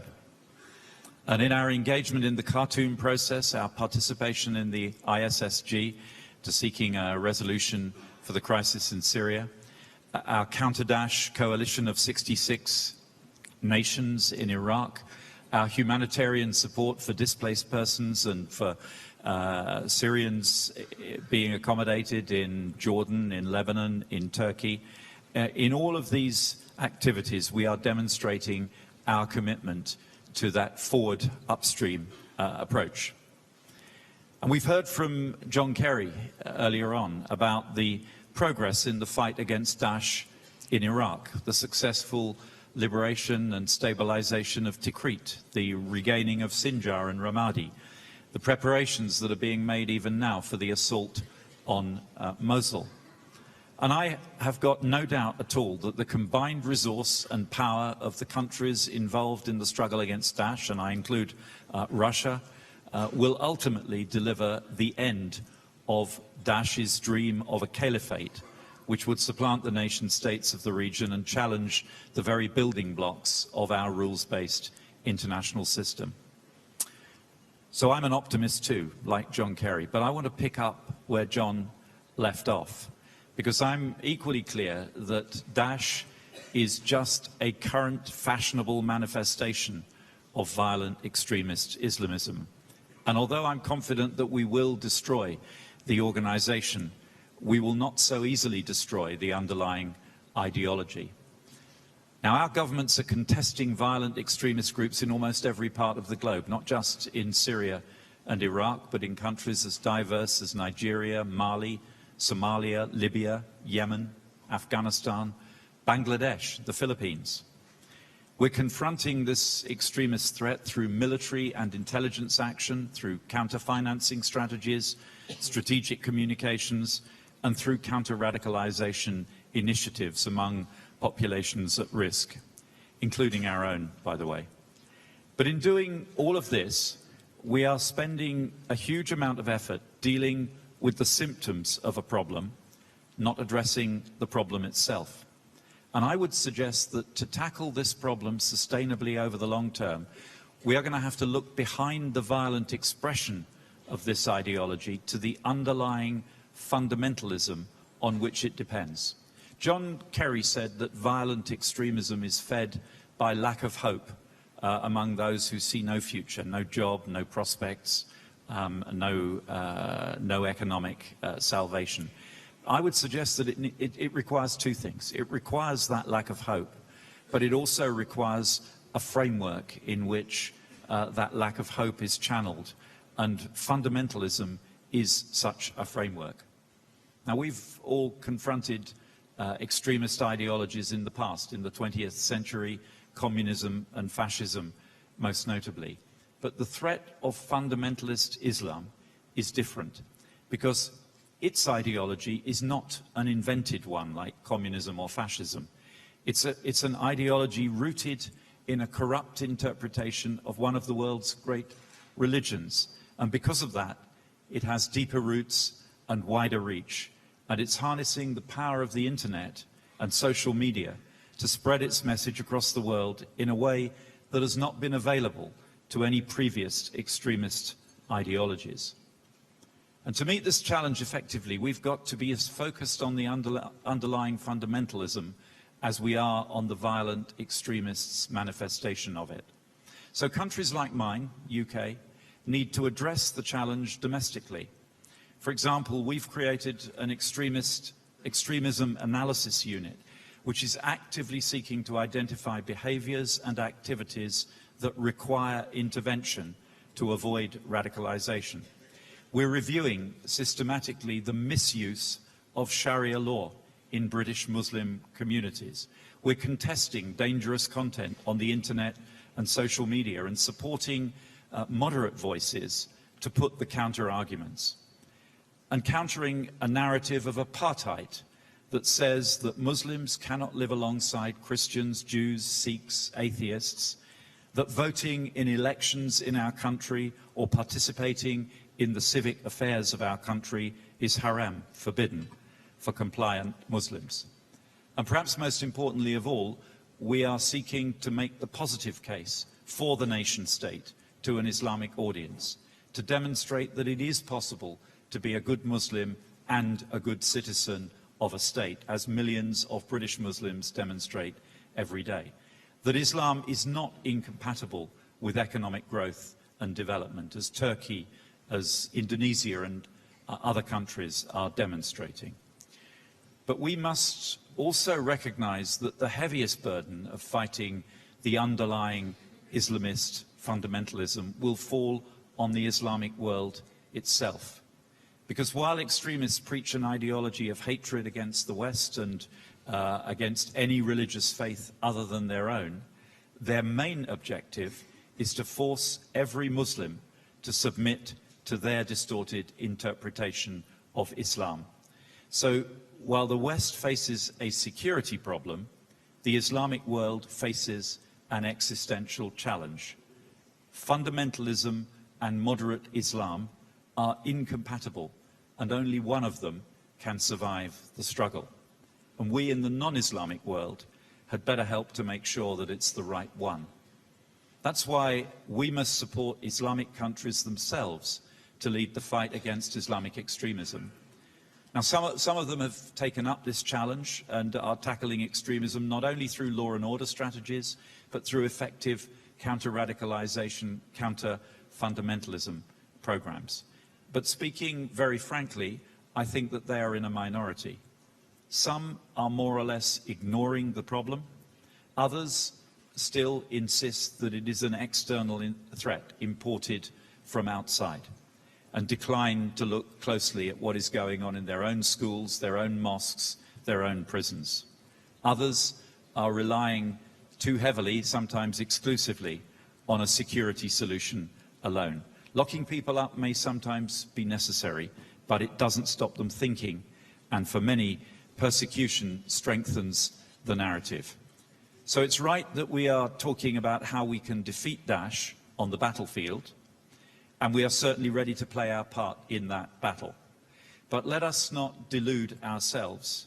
We also need a determined commitment as like-minded countries to work tirelessly with our partners in the Islamic world to deal not only with violent extremism through better security, but also to tackle effectively the underlying fundamentalism that drives that violent extremism. Because without such a comprehensive approach, I would suggest, all our military and security actions, all the other things that we've talked about in this conference, that we talk about all the time against the violent manifestation of extremist Islamism, may very well continue to contain the symptoms, may sometimes defeat individual manifestations of them, but they will not, on their own, cure the disease. Thank you.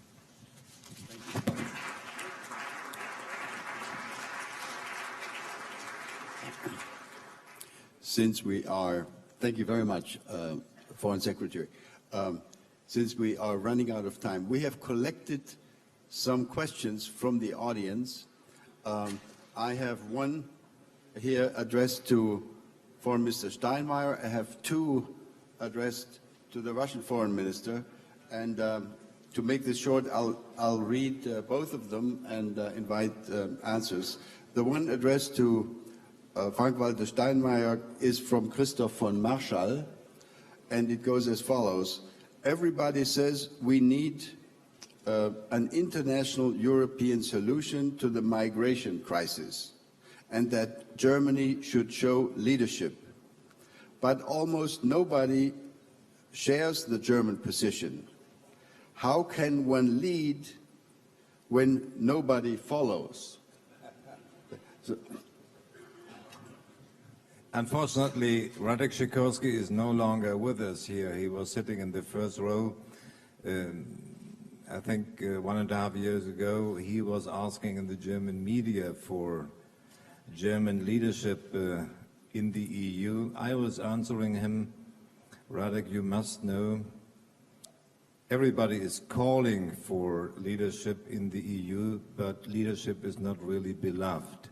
So therefore, there is no alternative as trying to convince those partners and member states in the EU which are not yet contributing to the solution of the migration crisis. We are stepping forward step by step, but we are not yet there, that's true.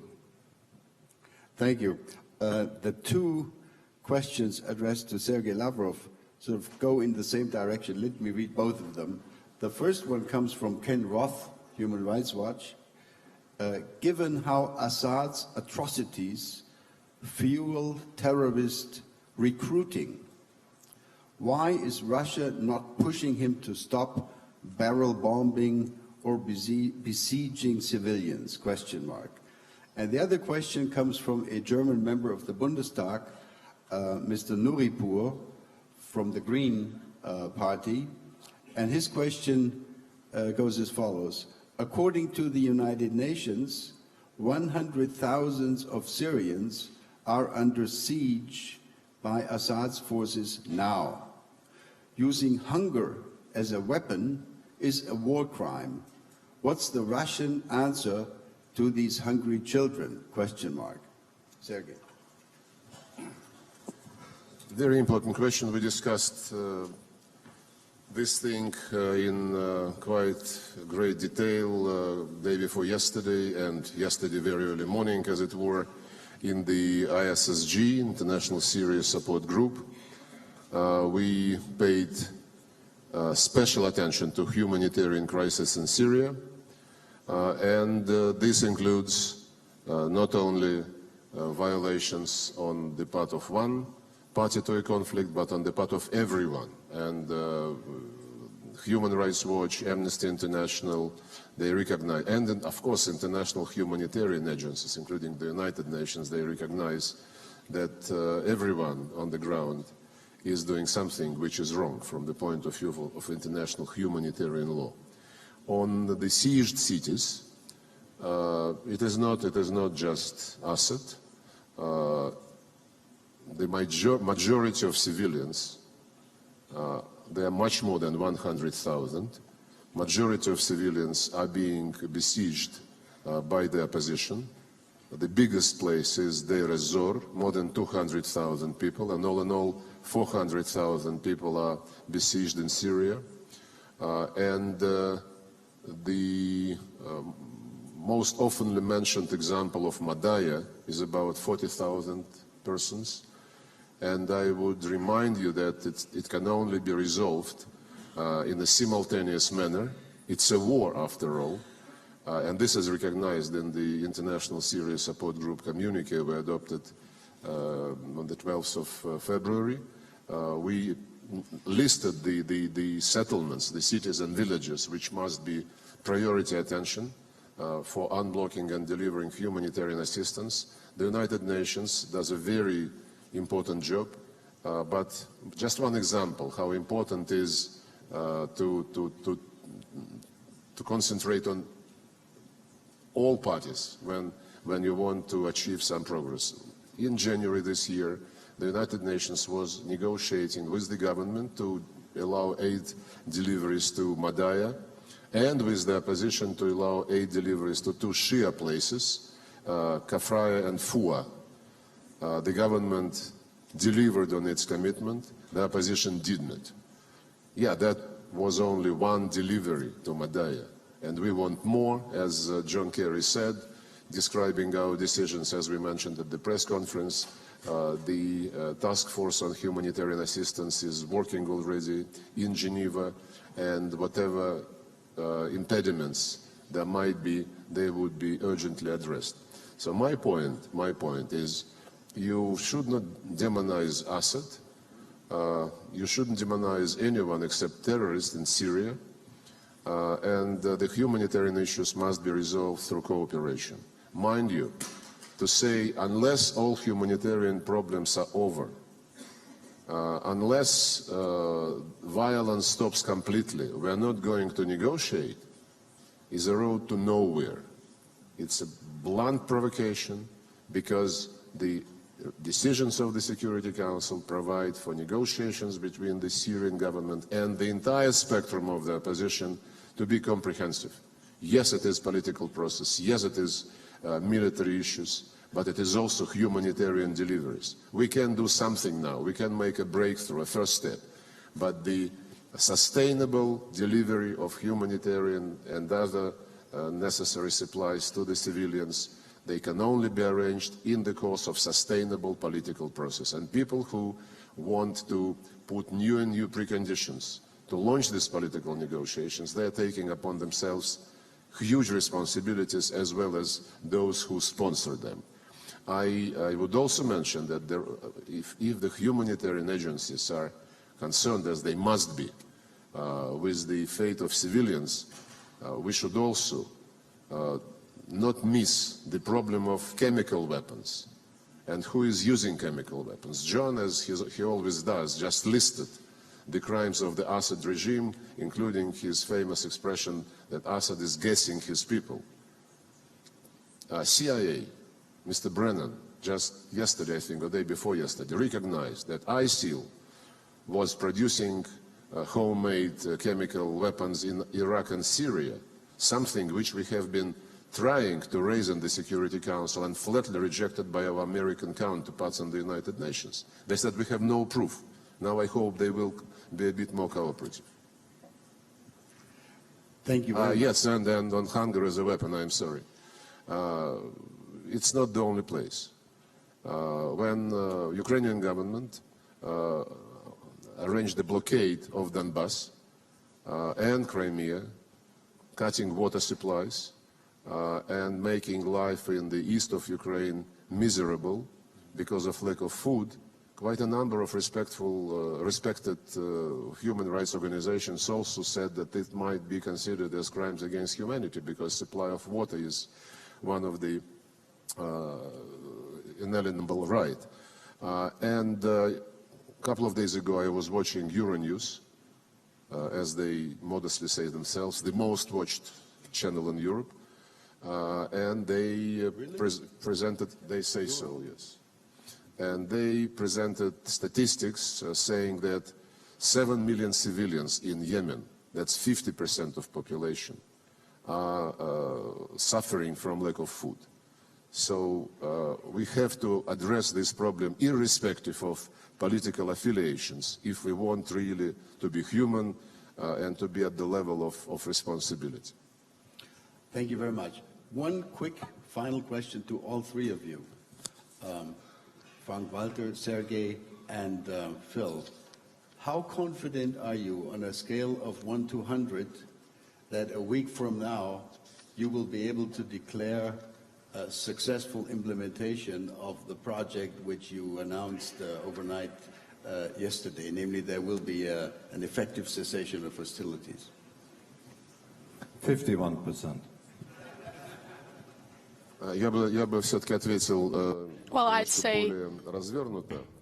I'd answer in more details. I've said in my remarks, introductory remarks, and before that the main issue, the main problem as I see it in my work is the problem of negotiability of partners or the lack of thereof. We have achieved a very important compromise in the International Syria Support Group here in Munich. First of all, as regards humanitarian supplies, it's already been mentioned, and also with regard to the ceasefire, the truce. By the way, all the UN Security Council resolutions were talking about ceasefire. But here, all of a sudden in Munich, it became known that it is impossible and that we shall be talking about the cessation of hostilities. This is another caprice, as I understand, of the group of the opposition that used together in Riyadh. We don't understand what is behind this stand, but our position was that it means that there will be no shooting, and this is a good thing. And for many hours, working in this ISSG in Munich, I've been saying that we are in favor of creating the so-called task forces on humanitarian issues and on truce. We are in favor of immediate launch of those task forces, but beside this, diplomatic tools, the key tool to solve the problem of humanitarian supplies and especially the problem of truce is everyday cooperation, daily cooperation and coordination between the military. First of all, between the military of the US, leading the coalition, and the military of the Russian Federation, given that we are working in Syria upon the invitation of the Syrian government and we have certain influence on Damascus. John has said today that, and I understand the nature of this speech. He said that we insist on close cooperation with Russia on political, humanitarian and military aspects of this crisis. For 5 months, during these 5 months that Russia has been working in Syria with air space forces, we've been trying to coordinate with the US from military agencies. The only thing we've been managed to achieve is the agreement on air incidents, on prevention of air incidents, the so-called deconfliction. I've been discussing it with John and all members of the Vienna group, because if we are moving closer to practical goals of truce, then without cooperation between the military, nothing will work out. Everyone should be very well aware of that. I've been trying to call for common sense, and many colleagues in the ISSG supported me. That is why we've managed to include in the final communique the provision that it is necessary to cooperate, including between the military agencies. And John Kerry assured me that that would be the case, that would not be just deconfliction, but also the coordination, the determining of areas where terrorists are located and the areas where airstrikes should not be carried out. And today in the morning I've read 2 statements. One statement from the Pentagon. Jeff Davis said the following, that the US does not consider an opportunity of increasing cooperation with Russia during military operations in Syria. No changes have been made in this regard. The US will continue cooperating with Russia only to prevent air incidents. No other steps, as it turns out. The Pentagon is not going to take any other steps. So what does it mean? This was unnoticed, but it means that we're not going to implement any agreements because the Americans are not ready for that. And the second very interesting quotation, the same person, Jeff Davis from the Pentagon, said that the plan for a ceasefire in Syria will not have any influence on US operations against the Islamic State. And at the same time, Mark Turner from the State Department said that it's important to achieve cessation of hostilities from the side of all, and he listed Russia, Assad and opposition. It means that the US coalition should not stop any hostilities, and the Russian operation should be stopped. Although we are fighting the very same ISIL, Jabhat al-Nusra and other organizations which the UN Security Council has designated as terrorist organizations, and the fact that discussion over this truce, as it was revealed in today's speeches, begins to somehow move aside towards the priority of the ending Russian airspace forces actions. I have serious doubts, and it gives an excuse for give me a reason for some sad thoughts about this, the results of this Munich meeting regarding this document on truce. If we do not have a daily, honest contact between the military in the region or any other convenient place where we could understand clearly what's going on the ground and from where we could influence on what's going on the ground, it will be impossible to implement anything. The contact between the military has been written down in the declaration that we have adopted. If the US starts to play back, then it means that they would assume this huge responsibility. Sounds like a little less than 50%. 49, all right. Phil? Well, I was going to say I don't speak Russian, but I was judging that was somewhere close to zero. Look, on the first question, humanitarian access, I would be very confident. I think we're, as John Kerry said, the UN is telling us that trucks are ready to move. I think we can expect to see the first elements of the humanitarian access going into place over the next 24, 48 hours, and I would be optimistic that we will get some progress there. On the question of cessation of hostilities, frankly, it depends on what Russia wants. It depends on what Russia wants, because the fact on the ground is this: whatever you call it, whatever the justification, whatever the language, over the last weeks, Russia has been bombing the moderate opposition positions in the name of fighting terrorism, whatever, doesn't matter. They've been bombing the moderate armed opposition. Unless Russia, over the next days, is going to stop or at least significantly scale back that bombing, the moderate armed opposition will not join in this process. They cannot be expected to join in this process. So it's, I don't know the answer. It depends on whether the Kremlin actually now wants to de-escalate, and it may do. I'm not sure. It may have achieved its immediate and limited military objectives. Sergei's listening attentively, so he'll be passing the message back to Moscow. Or it may be that it wishes to continue with the campaign. That is what will determine whether or not the cessation of hostilities occurs. Well, let's give a hand to all three panelists. I'm sorry for overstepping the time boundaries. Thanks to all three of you.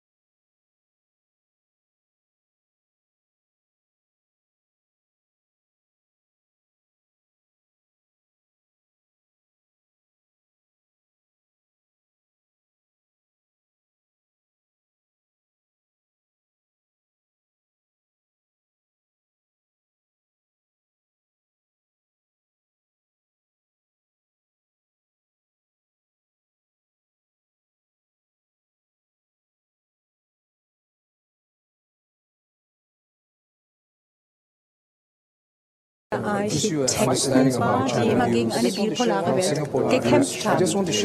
Eine Anekdote, die Ihnen vielleicht hilft zu verstehen, wie Singapur China heute betrachtet.